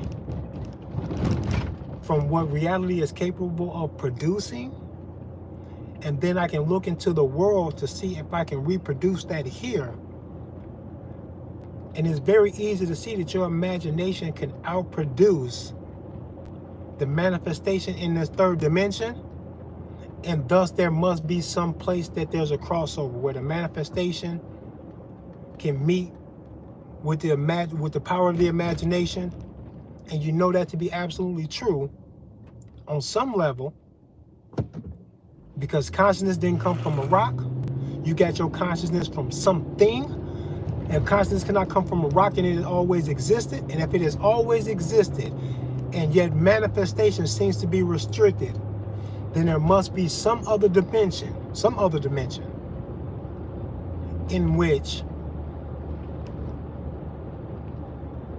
knowledge of the truth and flexibility of the truth can come together. And this idea that you are looking for a God is one of the biggest tricks that they ever played on you. Because there are two pair of eyes going on inside of the human soul, and y'all are not aware of this. Two pair of these eyes are looking outward. But there's a pair of eyes reciprocating the relationship that you have with the great consciousness, that you don't realize that you are locked into an eternal stare into the eyes of the God that you think you're looking for, but you are it though. You are it. Why would it make any sense inside of any religion that any God of your imagination would be awaiting the recognition and return of a piece of shit that you're supposed to be according to Christianity and other religions? Huh? That you gotta beg for some kind of forgiveness about something that you have no power or control over, which relieves you of any moral responsibility whatsoever.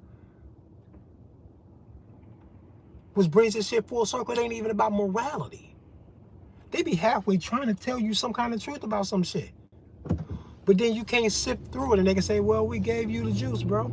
You couldn't sift through it.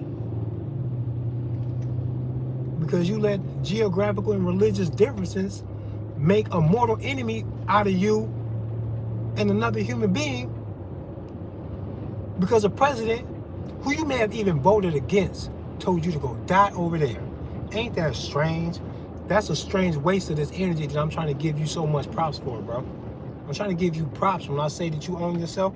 I'm trying to give you the credibility that you deserve, that when you unpack what it is that I mean by that, when I say that you own yourself, I'm trying to tell you, you are the working hand of a God consciousness, and you're supposed to be taking so much advantage of that, that you turn your life and your consciousness into a training ground, a training camp for your soul, for you to realize, recognize, and reflect on the fact while you're here.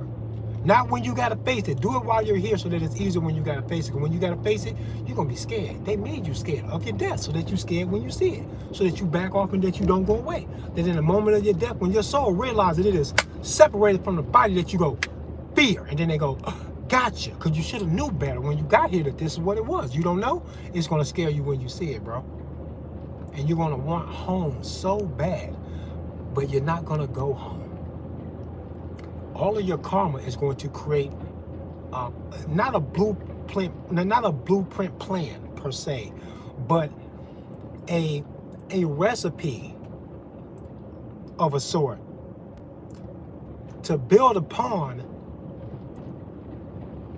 the karma that you are chasing, that you are going to induce yourself with, that you are going to seek out to face yourself in another lifetime when you go back, because you can't reconcile that you're dead and that you did dumb shit.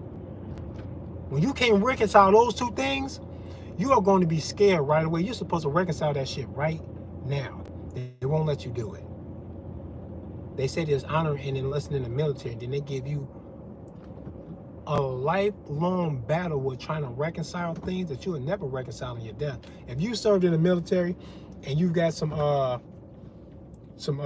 battleground experience, if you've seen action, you're gonna come back. You're never gonna reconcile that shit in the Chikai Bardo. No way. No way. You are not. I don't care how much of a warrior you are. I don't care if he fucking drove you so fucking far that you self-checkout, it ain't gonna matter. That don't make you tough. That don't mean you ready to die. It looked like this nigga was ready to die when he did that. He not ready. He hit that Chikai Bardo. That boy scared. He don't know where he at. And if you turn away from that initial flash of the recognition that your soul is free from your body, if you are not okay with that, there's no other place for you to turn but the karma you created for yourself, and you're going to want to go home. You are not going home, bro. You're going to create a stew of karma that will be fucking mixed up, shuffled around, and you are going to be placed back into the fucking Sidpat Bardo, full circle. When you leave that Chanyid Bardo where you piece these things together, where you go through tests of reconciliation about your death and your existence. If and when you fail that shit and you come back through life in a Sidpat Bardo, you're going to come back through the veil, forgetting where the fuck you are, forgetting where the fuck you came from, forgetting that you've been here before, forgetting what that was like, forgetting what the point was to coming back was. Then you got to live your life at least aware enough to start looking for the signs. What was it? Why'd I come back in here? Like when I walk into a room and I go, what I come in this room for? That's your whole life. Now, what did I come into this room for? Damn, I can't remember. Damn. You know what you do? You leave the room trying to see if you can figure it out. Yeah. So if you fail in life and you fail all of that shit in your depth, you'll realize, oh, that's what I went in this room for. And then you go back. And then you go back.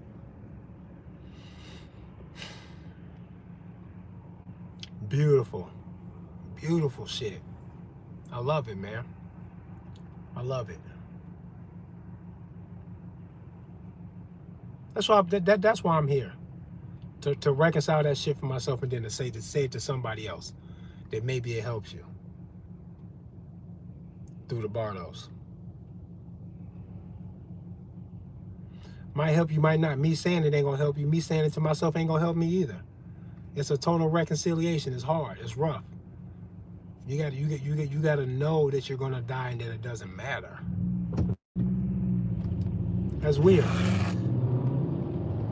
Because they give you this game of morality, so now you gotta balance accepting your own death with the moral blame that you will put on yourself. Yeah, you are. Because you want to be a moral person. This is what they told you. You want to be a moral person. And the guilt and the shame and the wanting to say you're sorry about something that you never got a chance to say you're sorry for, you'll be back. You're going to reconcile that shit. All things must be reconciled, bro. All that shit got to be reconciled. We got eternity to figure it out. That's not exactly cool, though. That's not good.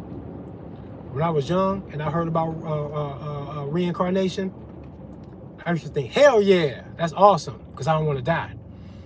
And I still don't want to die. I just don't care.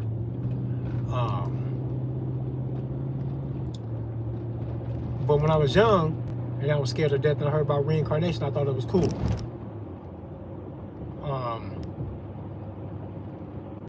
And then later on in life, as a grown-ass man, this is, I guess, fairly recently in my life. I'm 44, so this might have been 5 or 6 years since I've had this this perspective put on me, and then I look into it and do some research, and I went, I'll be damned, reincarnation is not supposed to be a good thing.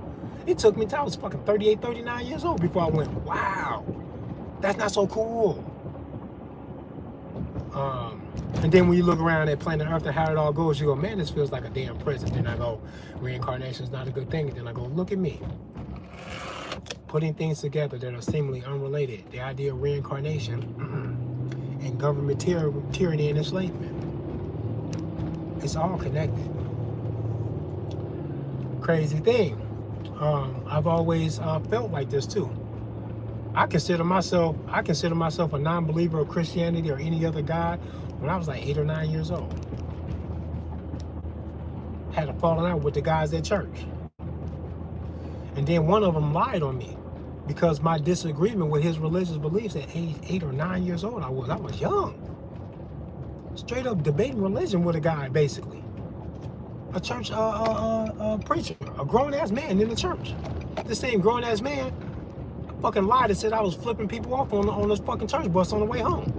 That I was flipping passengers and shit off on the way going by. Told my mom that I wasn't welcome back until I changed my fucking attitude because I've been bugging all day. Whole time I wasn't flipping nobody off off the fucking church bus. I was not doing that. But he lied. A grown-ass man in the church lied on me.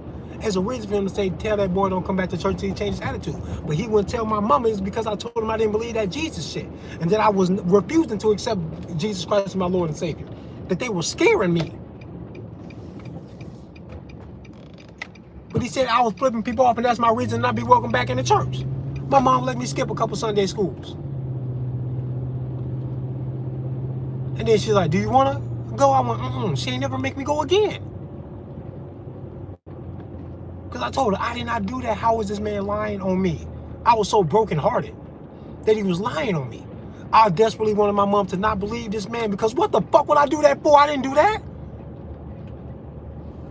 He was mad. And then people say, oh, that's why you mad at Christianity. No, this is what the Bardos is putting me through to let me know. Don't cling on to that or else I'm going to miss my blessing, my real blessing, my real calling. To point out religion and government for being fucking system of control on planet Earth. And that there's the easy way out and y'all should fucking go there because I found my way and I'm out. And then go and never come back here. That's what the point was. So yes. Fuck that Christianity shit, bro. I'm glad I didn't fall for that because then later on I found all the beautiful reasons to be very grateful that they didn't have a hold of me in my fucking childhood so I can use fucking some logical and educational examinations in my adulthood. I would be free enough to do that when it mattered so I can free myself from hypnosis of that bullshit. Free myself in ways that other people won't be free like that. They won't be free enough to use some critical thinking to know that systems of religion will do one thing very well, all of them.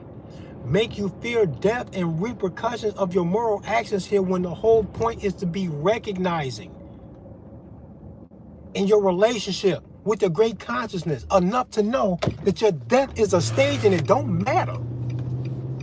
That it don't matter at all. None of y'all feel like that in the way they say, what if they go, I feel like this calling on my consciousness to carry on. They go, tell them that it's heaven and hell, that it's a game that almost nobody's going to get to heaven, that the heaven is really like Sunday school that never ends. But tell them that the Sunday school is whatever they golden paved streets and shit like that, whatever. Whatever you want to think, whatever, man. Plug something in and lean on that. But you're going to die. Good luck. A lot of y'all not going to make it. Now you got this fear of death that I told you that you cannot do that. You cannot do that. They make sure that they give you plenty to fear, to make it almost impossible for you to enter the Chikai Bardo. That moment that your death is realized and your soul is separated from the body. That you go, they need that knee-jerk reaction.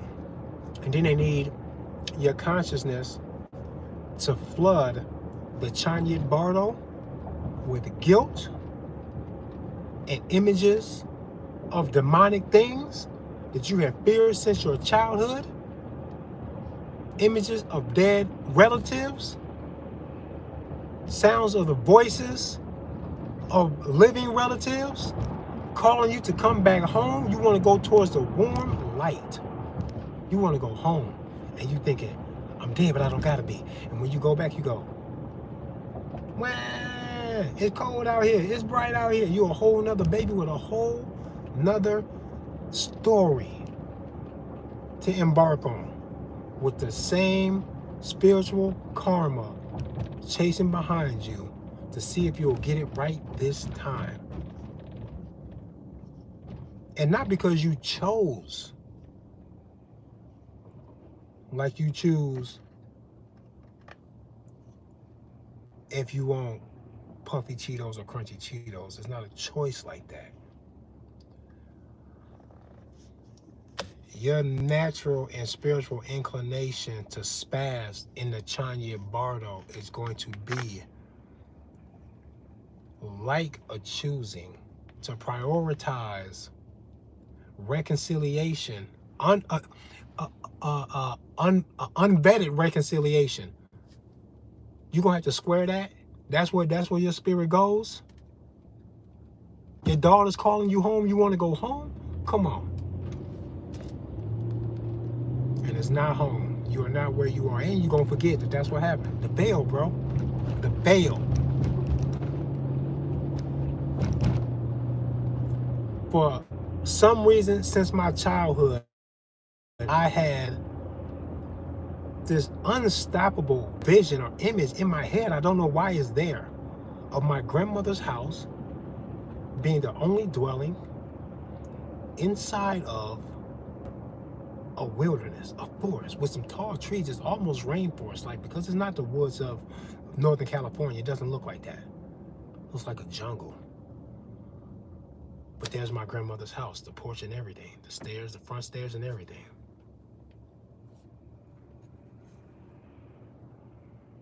And I don't know what it is, why that does that. But it almost, I got this haunting feeling that, because my grandmother's house is putting me in the same place twice, and that's what it used to be. That's what it once was. I don't know. I'm using my imagination. That luminous epinoia is the savior of humanity. I'm gonna place that shit any place that I can, and then test it out, sample it, see what it tastes like, right? So I'm swishing this around in my mouth trying to get a taste of it. What is that, right? There's another haunting vision that came to me in a dream. There was a dream. I remember very specifically that I was a young kid. I was young. I might have been like 5 or 6. I remember being Easter or close to Easter. I remember smelling the cooking in my grandmother's house. This ain't the dream. This is what I reconcile. This is what I recall from real life, quote unquote real life, whatever that means. But my grandma's cooking. It might have been Easter Sunday, as a matter of fact, because I have this remembering and this vibe of a celebration of lots of family being around, or the expectation that family would be around, food being cooked in ways that it hadn't been before. I think I actually remember dyeing some Easter eggs and all of that. And I remember laying down on the living room floor watching Charlie Brown or some holiday inspired cartoon, and falling asleep on the floor and waking up to the sunlight beaming through the window, through the blinds, and me being momentarily fascinated with seeing the dust in the air in the light, and then not seeing it in the shadow of the blinds coming through the window. I know you can all picture what it is that I'm saying. I remember all of these details, right? And falling back asleep. In the dream that I had when dozing off and falling asleep in this setting, I remember having a dream that I was climbing the steps to a pyramid, and I remember being hot. And this is probably definitely making a play on it in my waking life, laying in the window where the sun could be beaming on me. I was probably hot for real, right? Probably really hot for real, because it translated inside of this dream that I'm hot for real, right? I feel like I'm hot. I'm climbing the steps of this pyramid, and the pyramid is weird because I've never seen a pyramid like it in real life, never. But it was like this pyramid that before it got to the peak of it, it had a platform, and the peak, the capstone of the pyramid was still attached to the pyramid, but it was raised and being held up by supports, but there was a clear gap between the rest of the pyramid and the capstone. The final point of it, big point on it, was lifted, and there was a platform underneath it. And I was crawling up there to get there. I don't know what would make me crawl up here. And as I'm crawling, I can see this light, this like reflection, like something flickering. And I'm crawling up, and when I get up there, there's a guy, tall dude. I'm a kid though, right? He's tall, he's got an afro, and he looks like a black dude, but he kind of reminds me of like the Incans or the Mayans. He had this black African but typical American, Native American vibe that was mixed, and the mix kind of made me feel like more towards like some Mayans or something, right? He had dark skin, he had this afro, and he had a headband on. This is why I wear the headband. This is part of the reason why. I also got a massive forehead that I like to cover up. That's part of it. But I wear the headband because I kind of feel like, I won't say that the guy was me, but I couldn't really see his face, but I felt so comfortable with this dude. And he walked over to me, and I remember reaching my hand out as he was passing me a coin. It was a really big silver coin. It was huge. It's about as big as my hand, but I felt like it was a coin. But it was bigger than my hand, because for me to hold it with one hand was kind of hard to do. But I could, but it was hard to do. And I just remember feeling like this vibe off of him, like him feeling like, okay, we good, right? All right, see you later. Like, it's just this vibe off of him that he was just like, no, that's it. I ain't got shit else to say till you gone. Like, he was trying to be like, here, now go. And it was something that was super reflective. And I remember like realizing that it was shiny and trying to shine it away from me, and realizing that I can shine it at things. So I'm at this place on this pyramid shining this light at shit.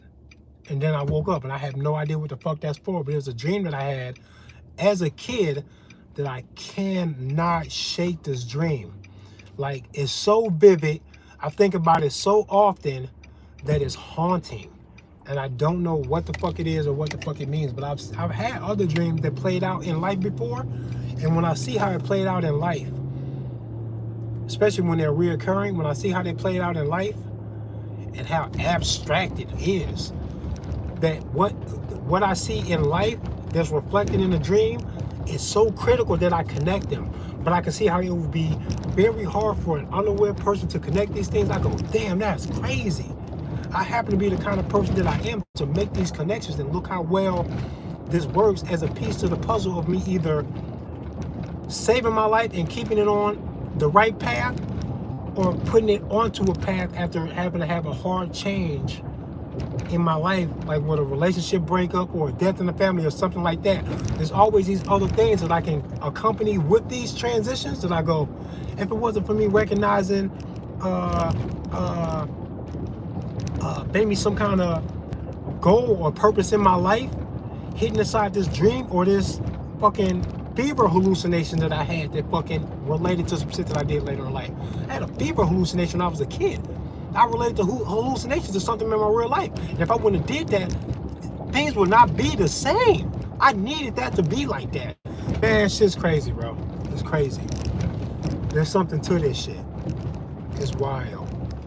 And I respect it all. Like I was saying, this is the third time he's saying this. Now I'm gonna end this live stream soon. It's the third time he's saying this shit, and I mean this shit. Everybody projects, and I try to project these things onto other people, the positive stuff. And when I know that my life is all of these weird ass things that a stranger wouldn't know, that if he put a gun to me to rob me, he is putting a gun to rob a person who is desperately trying to piece these things together. Knowing that I need to do this and reconcile what the fuck I'm dealing with in my life, so I can reconcile this shit to free myself from the Bardos on my soul's journey. He don't know that that's who he putting a gun to rob. And that's sad, bro. That's why I would never treat none of y'all like that. I couldn't, bro. To get over on you, to take something from you, not even in a state of desperation, I couldn't do it. Because it's already too late. I recognize that we're all lost in the Bardos. So I cannot fuck with you to be some negativity, something for your soul to spaz out on. In the Chanya Bardo, I don't want to be a reason why you spaz in the Chanya Bardo, bro. And I already know that I'm going to be that to somebody, and that's sad, bro, because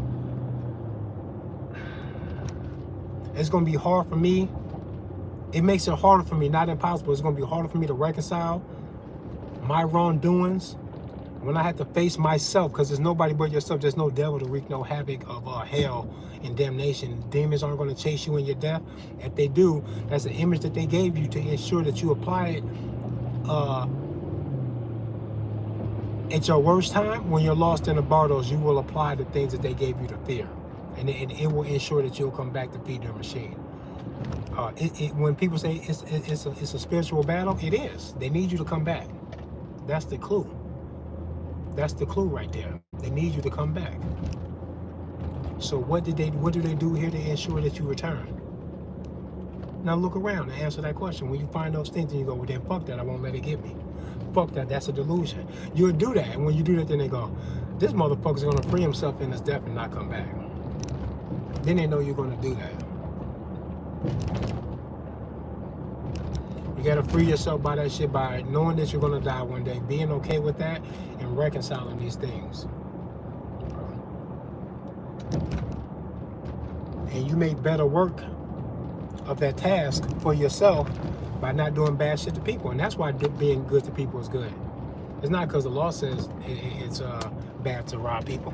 I don't give a fuck if I'm risking 3 to 5 by robbing you at gunpoint. That'll never matter to me. I don't want to put that on your soul or mine. In the Bardos, bro. Because we will meet again in the Bardos about that shit if I do that to you. And that's crazy. Because if I do it to you, there's a good chance that one single action will entrap the both of us. It's a delicate thing, man. It's so delicate. That's why these Tibetan monks and shit will go up into the mountains and other places to get away from people. They don't want to influence you with the inevitable natural, collision of hormones and emotions and shit that humanity puts, that we put ourselves through. That would be inevitable, right? That he would do that to you and you would do it to him. And to take away the risk of that having the influence on him finding his true self and reconciling those things in his life, so that reconciliation of those things in the bardo, in the Chanya bardo, become easy. You got to practice that, right? If you don't know to practice that, you're not going to bust that no-hand backflip off top because somebody challenged you to it with a $100 bet that you can't hold my beer. Fuck that shit. You're going to break your neck out here. You're going to practice. You better have some experience, right? There'll be no somersaulting, all right? You doing none of that, right? You will bust your ass out here. You're not busting flips. It's going to cause for some practice, some real exercising of the critical thinking, the soul searching, the honest observations, the letting go of things that you were taught, doing better at refusing to be a negative influence on people's lives, so that you then give them something to be lost in. The bardos will entrap you in the positive also. That's the trick. You gotta love as much as you can, care about everything, and then don't give a fuck about nothing. That's the test. The bardos is the trip, yo. It's a fuck your ecstasy, LSD, weed, shrooms, heroin, crack. None of that shit is nothing. Your life is the trip, bro. You are on a psychedelic fucking freak out of consciousness right now. And your ass will be lost in the bardos, bro. You're gonna die and freak out. You're gonna spaz the fuck out and get back in line and come again. And you can look at Earth. Earth is built to do it well. It's built to do it well, man. It's the one thing it does well. Traumatize. Y'all traumatized as fuck. Y'all are fucked up out here. I try not to be. I'm gonna try not to be. The more and more I try to apply what it is I know I should be doing to the act of the activism, I can already see it coming. I'm gonna let that shit go. I'm gonna stop making clothes. I'm gonna fucking stop this idea that I'm gonna make a movie. I'm gonna let, I can see that Tibetan monk give up your possessions. I can see that shit, bro. Because I know what's intended by that, and I know that it's a greater benefit to not give a fuck about none of this shit than it is to care about it so much that you want to be a martyr for gun rights. Like, I'm not saying that that's not a thing, because being a martyr for gun rights, to me, has never been political. I don't mean for it to be political. I mean for it to be a resistance you can put up to them to hold them at bay, so that they don't further fuck with your shit, so that you can do the soul searching to find yourself, so you're not so lost in the bardos. That's what I want you to do. And you can't die, especially when you get a little piece of awareness to know that this is what the goal is. You damn sure better say, yo, I got a gun. Nobody fuck with me until I reconcile my shit, okay? Wait. Y'all gotta wait. Not on your terms. This has got to be natural. It can't be until I'm ready. Because if you kill me when I'm not ready, you're going to send me to hell. You're going to make me come back. This is the hell. This is what y'all don't know. You send people to hell. If you fucking interrupt their soul's journey before they're ready, you send them back here. You don't really kill them. It's like, I don't know, it's crazy. You think you kill them because you never get the same body twice. You never come back twice like that. Not in no linear sense at all. Time ain't even linear. More or less linear in a way that you have an expectation that if you kill a man, you killed him forever. And if not forever, then how come he don't come back? Like, you can't frame the perspective inside of that. You fuck it up when you do that. Don't do that. He does come back, but he won't recognize himself, and you wouldn't either. Because it's a spiritual thing, not a human body thing. It's fragile, it's temporary, and you know it. But the eternal soul is what it is. It's exactly that, eternal.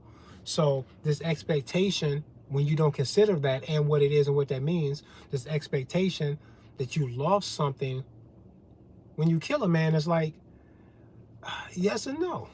And I'm not trying to reconcile or co-sign homicide or death or murder or none of that shit, but it is what it is. Whether no matter what I say to you, it is what it is. I would never be calling anybody to do anything. I'm not in favor of suicide, but I am in favor of the freedom enough to know that if a motherfucker don't want to be here, you can't make him be here. You can't make him go. How the fuck you gonna make him stay? Y'all not being real. Y'all won't say what's actually true and then let it hurt if it hurts. Learn to not give a fuck about the hurt. Y'all care too much, especially about the wrong stuff. Stop caring so much. I reconcile my own death. I reconcile your shit. Your ass gonna die too. I care in the ways that support the idea that we get our soul's journey intact enough to not have to return and not come back. That I care about. All the other shit, I don't give a fuck about. I would never want to die to go praise no God. That sounds like slavery. I don't want eternal slavery. It sounds like a bad idea. I don't want it. I'm happy to run very far away from that shit. So middle finger to all your holy books. If that guarantees that I won't go to your heaven, if I say middle finger to all your holy books, then good. Let me get a fucking one-way fucking reverse pass to never fucking join your club. I don't want to go there. That sounds like slavery. You're crazy. Fuck all of that shit. There. Bro, I don't give a fuck about none of it. I don't give a fuck about no Torah, no fucking Quran. I don't give a fuck about no Bible. I don't give a fuck about none of that shit. I'm not saying ain't no truth in none of them, because there is, and that's what's crazy. That I shouldn't have to throw the book away and start over and do the soul searching myself. It would have been nice if it came to me in full disclosure, unfettered, and with full intent to free my soul. But the Bible ain't free nobody's goddamn fucking soul. How could it be so magical and so intended to do exactly that and no harm when you see people use it for wrong successfully? You ain't gonna make me understand or agree with that shit. You sound weird to even try to fucking square that with me. You guys don't even talk to me like that. That don't make no sense. You can't square that Bible. It was used for some bad stuff. Now I don't care. And I know I said earlier good and bad is like circumstantial, and I mean that too. It's good and bad is bad and good, but only circumstantial when you are locked inside your Chinese bardo trying to reconcile your life. That's when it matters. And it only matters on how it is that you perceive it in regards to your presence in the mind of the all. When you place your consciousness in close proximity of all of the knowledge and the wisdom of the world, of the universe, not the world, the universe, of reality, of consciousness, including a multiverse, wouldn't matter. When you are inside of the mind of the all to reconcile your shit, bro, you gonna spaz. And when you spaz about your negative, the positive things like the sound of your daughter's laughter and you wanting to go home and her calling you home, positivity, your connection to that will fuck you up, because if you go into the light, you'll come back to reconcile your separation anxiety. The positivity will get you. This is what hurts so bad. This is why it takes a fucking monk apprenticeship and an existential crisis for you motherfuckers to figure it out. This is why. Because you have to appreciate and respect the great consciousness enough to know that reality is a test. I love my kids with all my heart. You know how hard it is trying to reconcile these things, to know that in my death, I may hear my daughter crying for me, and I'm going to have to say, I'm here and you're there. That's it, baby. Yeah, let that go. That has to be of no factor to you. What a great challenge to your soul's journey to fucking hit you with the things that make so much sense and say, and that's why that's the test. Because the great spiritual control over your own consciousness that you're going to have to reconcile this shit in your death. That is not your child crying. That is you projecting. Let that shit go, man. You gonna be scared. You gonna be scared, nigga. And they know you is, because you seen 1,000 people die yesterday on IG. You scared as fuck. Your scary ass. You scared as hell. They got you, bro. But it's okay, though. It's okay that they got you. You got eternity to figure it out. I want to go some other place with my consciousness. I want to go to a higher dimension of influence, because being in this dimension and watching like a Marvel superhero movie nowadays, when I grew up on comics and shit, is really like scrambled in my mind, that has pissed me off that a creator of a consciousness like this didn't turn me into a superhero. I want to be Iron Man, Superman, Thanos, whoever the fuck. I want to live an experience that puts me very literally in that perspective, to fly, have superhuman strength, blah blah blah. I want to experience it, because it's my human imagination is teasing me with the fact that not only could I imagine these things myself, the imagination inside of my perception of reality is being taunted, teased with a very vivid example of what it is that my imagination would love to experience when I watch a Marvel superhero movie. I go, damn, I want to be that, right? I respect reality enough and consciousness enough to know that it's already miraculous for it to be the simple thing that I find it to be. Gravity working against me. I'm not as strong or as tall or as fast or as smart as I wish that I was. I wish that I knew everything. I wish that I could name, place, and assemble every part inside of this vehicle, but I don't. I couldn't do it alone. I wish that I could. I wish that I could just perform these miracles of manifestation in general, in reality. I see reality. I see that it's moldable, but then there seems to be a limit on how moldable reality is, and then I go, fuck that. I want to play for real. I don't want to draw a picture. I want to paint a universe, right? I can only appreciate reality if I can also appreciate the possibility that I should be able to manipulate reality more than what planet Earth is trying to convince me that the limit is here. Bull fucking shit. Bull fucking shit. Bullshit. I disagree. And I'm disappointed. I don't know how else to explain it to y'all. Maybe if y'all think that's silly, or you can understand what it is I'm trying to say, I don't think you're taking reality far enough. What is this? What is this? How did it get here, and how come I can't move it for real? I want to move it for real. I want to move it for real. A Christian to be like, oh, you think you want to be God? You saying you want to be God? Yes. Why not? I feel so closely related to it that I want it all, and I think it's all there for us in higher dimensions of vibration and in thinking and in consciousness and in awareness. And I don't think that you can just get in without a pass. I think the pass is a passing grade on the test that you're going through right now in the Bardos, and you got to be aware. It's not about morality. Morality is subjective, I think. Which is spooky, because we're down here playing this game where morality is a game, but you see the rulers of this game of morality are all breaking the rules. Religious figures break rules, and they do harmful, crazy, ridiculous, violent things, and so do the governments. And when they work hand in hand, you get global control. They couldn't get global. There's no such thing as a one world government, while religion is left to be what it is. Uninfluenced, unfettered, or uncontrolled, or unbothered by government as a separate thing.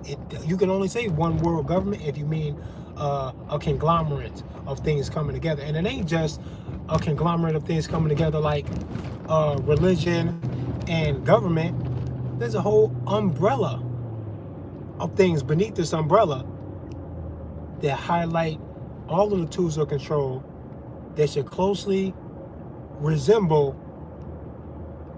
slavery to the people that claim to be awake by these things. Technology, medicine, the financial system. They control it all. They're not divorced from control of these industries. It's all entangled. It's all related. And it's all built on some gangster shit. The Vatican is fucking filled with fucking stolen property. Treasures. secrets, knowledge, truth, right? That they hide like that. If they hide them like that, they're trying to keep something from happening if they did not hide it.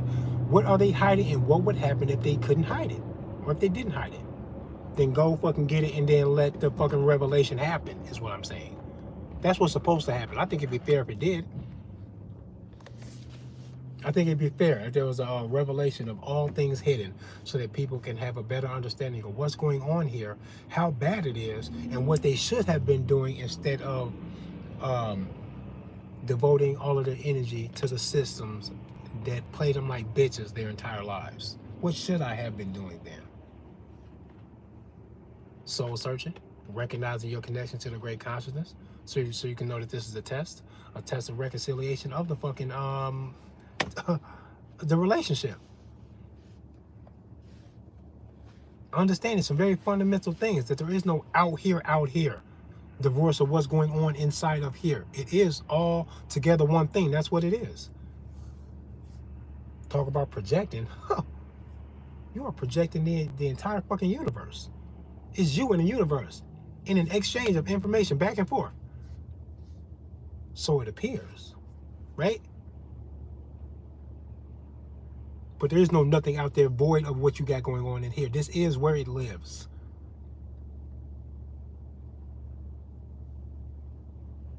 Y'all will figure it out. I had to go deep on y'all today because I think sometimes it may get lost in translation. I might not say it all the time. You might be forgetful for it.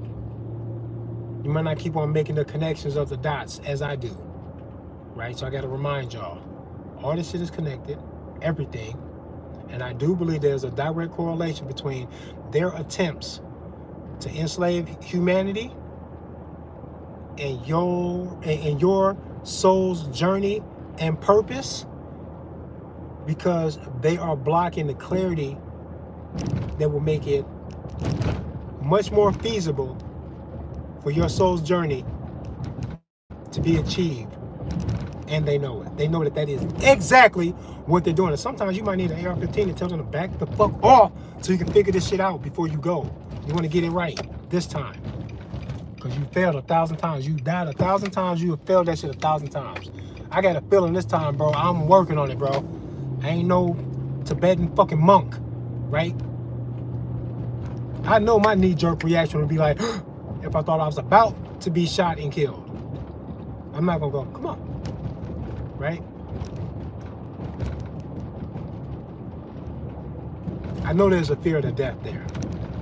I want very much not to fear the death, and I'm working on it. I'm trying. I know it ain't zero, but I'm fucking getting there. I want to not care because I know what it means. And it don't mean don't care about life and then you won't care about your death. I think you can very much not care about your death and love life all the same. Because that's how I feel. I like being here. This time I do. I think I figured it out. So now I just got to work on the practice of keeping that idea in frame, that the day that I die, that I say, I know that this was supposed to happen. There's nothing else to ever expect. I'm okay with it happening. This is a transition. The transition is good. I'm going to move as much as I can with the conscious effort to trust this process and to let go of myself, because that identity does not matter. It's gone and it doesn't matter. It's okay that it doesn't matter. I was never that. And you can tell that you were never really who you are, because with the same DNA makeup, if I could take you out of time right now and place you in 1755, you would not manifest the same soul journey. You know you wouldn't do the exact same thing. With the same DNA. It'd be impossible. That's how you know there's something fugazi about your identity as a whole. You know that it is now. You know that it's so centralized in so many elements that you didn't even choose yourself, that you cannot take that shit. So you can't even take that shit seriously. How people take their race seriously so much so that they lead with it to say that they are a proud white American or proud black American or proud African American, whatever. If you lead with that, I can tell off of that, and they can too, because they tried to deceive you anyway. But I can tell right off that how far you are from even escaping the Bardos, bro. You're not going to escape the Bardos if you got to lead with this. You're black first and foremost. You definitely tweaking. You do not know who you are if that's what you got to lead with. Because you're a soul who happens to be in that body, who just so happens to be born on planet Earth, inside of a cycle that allowed racism to flourish after dark-skinned people were enslaved on this continent, and that's got your soul pissed off. Look how mad you are, mad motherfucker. You mad as hell with your mad ass. Racism, I don't give a fuck. Everybody just leave me the fuck alone for whatever reasons that you bring to me. I don't give a fuck about none of it. Leave me alone. I'm trying to get out the Bardos. Fucking glad I'm fucking happy that I'm never coming back to this bitch. I'm gonna try my best to fucking die and let it go. I do not want to come back here, bro. I want to go higher than this, bro. This shit is boring. It's frustrating. I don't have to like it, and I want out of here. Whenever it naturally happens. Not suicidal. I like being here. I like playing around with it, and I know I'm not done. You're never really ready. I need all the time I can get. I need to 100. I'm not gonna be like chasing after it, right? But I will not run from things that might threaten my life off of, oh, I'm scared. I'm not gonna run from it because I'm scared. It's just gonna be what it's gonna be. And then I'll hang out for as long as I can. I'll try and shake some shit, dodge some shit, escape some shit. That'd be nice, right? Yeah. Get it right. And then, you know, when it inevitably happens, I can be like, okay, what we learn? Where we going next? Hopefully someplace better than this. I'm trying to be Thanos. I'm trying to explore like a universe. I'm trying to explore some shit and not like need a visa to go see, like, I mean, not a visa, but like need like a passport or something to go see Japan. Like, fuck out of here, bro.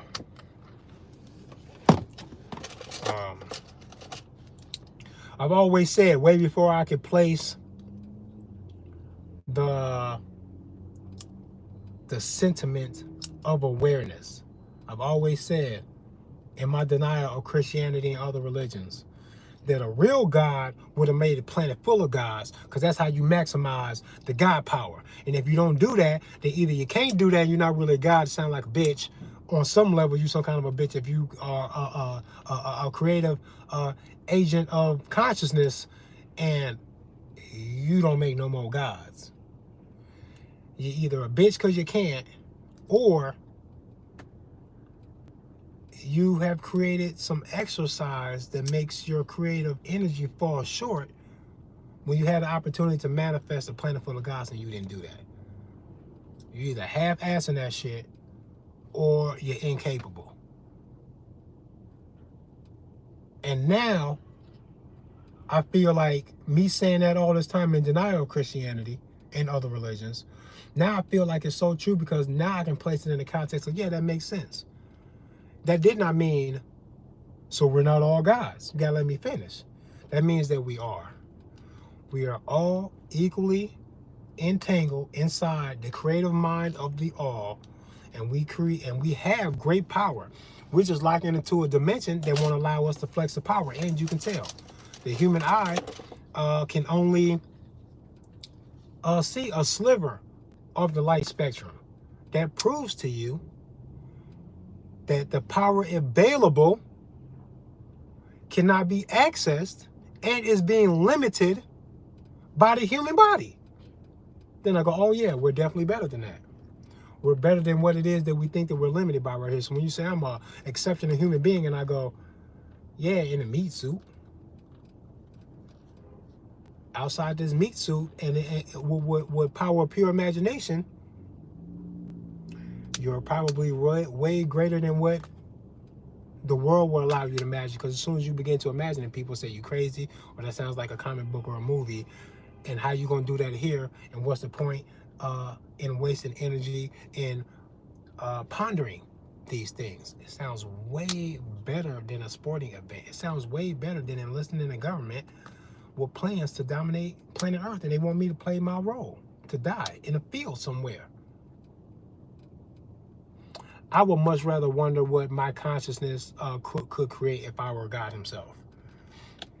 And then you think that you can't be, that you wouldn't be. Because if so, then how come you're not? Because you're in a dimension that's fucking restricting. It's restricting. You got to get out of here. Then you'll see.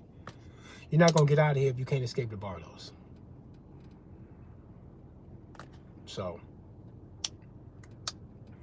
peace and love to y'all, man. RPM Trey Vietnam and this bitch. Wu Bang, get a gun today and tell them to leave you alone, because you want to know what your soul is supposed to be doing, and you think that they have clouded your judgment, your perspective, your perception, and your entire reality with a bunch of bullshit, and fuck them for doing that. Because I think I might have figured out some very awesome things that if I can't get it right this time, next time I'm out of here for sure. I'm way too close to breaking the code to the Barlows to not escape this time or next time. And that makes me feel good. Because in your death, I think that you afford yourself the possibility to live in higher dimensions where you do have damn near godlike powers. That's what I think.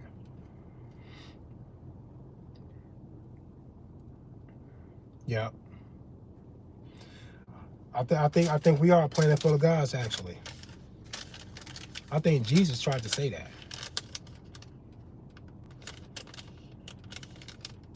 I think he wanted to draw. I think he wanted you to draw the correlation between you and him and the flesh that you guys have in common, and what it was that he was saying, and how he came from the source, and there's no other place for you motherfuckers to come from but the same source. That's weird.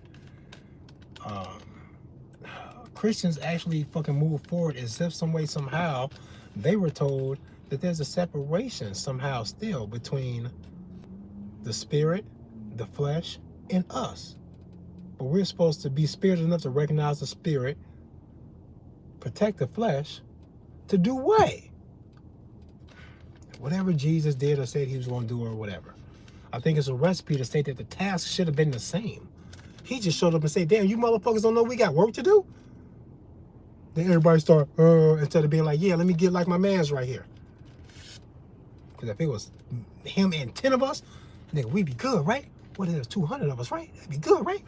The idea of multiplying that kind of a perspective is like, that's inherent, bro. I don't think Jesus would have been okay to realize that a bunch of bitches started worshiping him and nobody said, I can do that. He was like, oh, y'all lost the message, bro. Why y'all imagination didn't take y'all to the point to know that if it was 20 of me, that'd been better, and y'all didn't get together to try to make 20 of us? Y'all fucked it up. Y'all were crazy. Y'all dropped the ball. Such a silly fucking mistake on behalf of humanity to lose that opportunity, to take that narrative and push it that way in these Sunday schools, scaring these kids about Jesus and about the devil and where he stands in that he ain't gonna never be Jesus, and the devil probably gonna get him anyway. Should have told the child that it'll be himself that will haunt him in his death. And if you can't create so much positivity that it seems to be very unlikely that guilt or attachment would trap their soul here, that's what we should have been trying to harbor inside the hearts of the minds of these children, instead of telling them that the devil gonna get their bad asses and that they can't be Jesus. Don't bother. You're never gonna be him. You're never gonna get that love, respect, appreciation, or nothing. You're never gonna get that.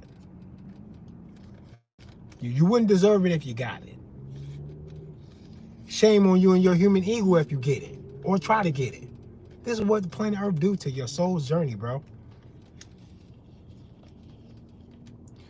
What a masterpiece to trap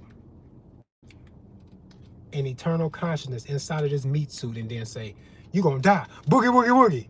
And then this motherfucker go, I'm gonna die? And then you go, oh, look at your scared ass. You forgot. You forgot. Acting like a little bitch right now. You forgot. Y'all will figure out. RPM Trade Vietnam in this bitch. Wu Bang, get a gun, man. Do your soul searching, bro. If you want to know what it is that they tried to keep you from doing after you recognize that they've been hijacking your attention,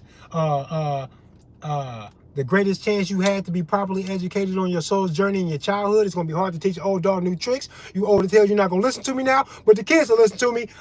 They got you. They held you out long enough to get into your adulthood where you'd be hard to change, even if the change comes from within. It's going to be hard to break that shit. You have to break a whole lot of habits and a whole lot of hypnosis. Good fucking luck. They got your ass. You should take great offense to that, bro. And they would love to see you enslaved, driven into fear, scared, fighting each other, and dead in confusion before you realize that you can find a way that you can check up out of here and not come back, because your death is not the end to anything at all. That's what you need to go figure out, bro. And shame on whoever tries to keep you from understanding the truth in that, because that misunderstanding is going to bring you back here, bro. You're going to come back, bro. You'll be back.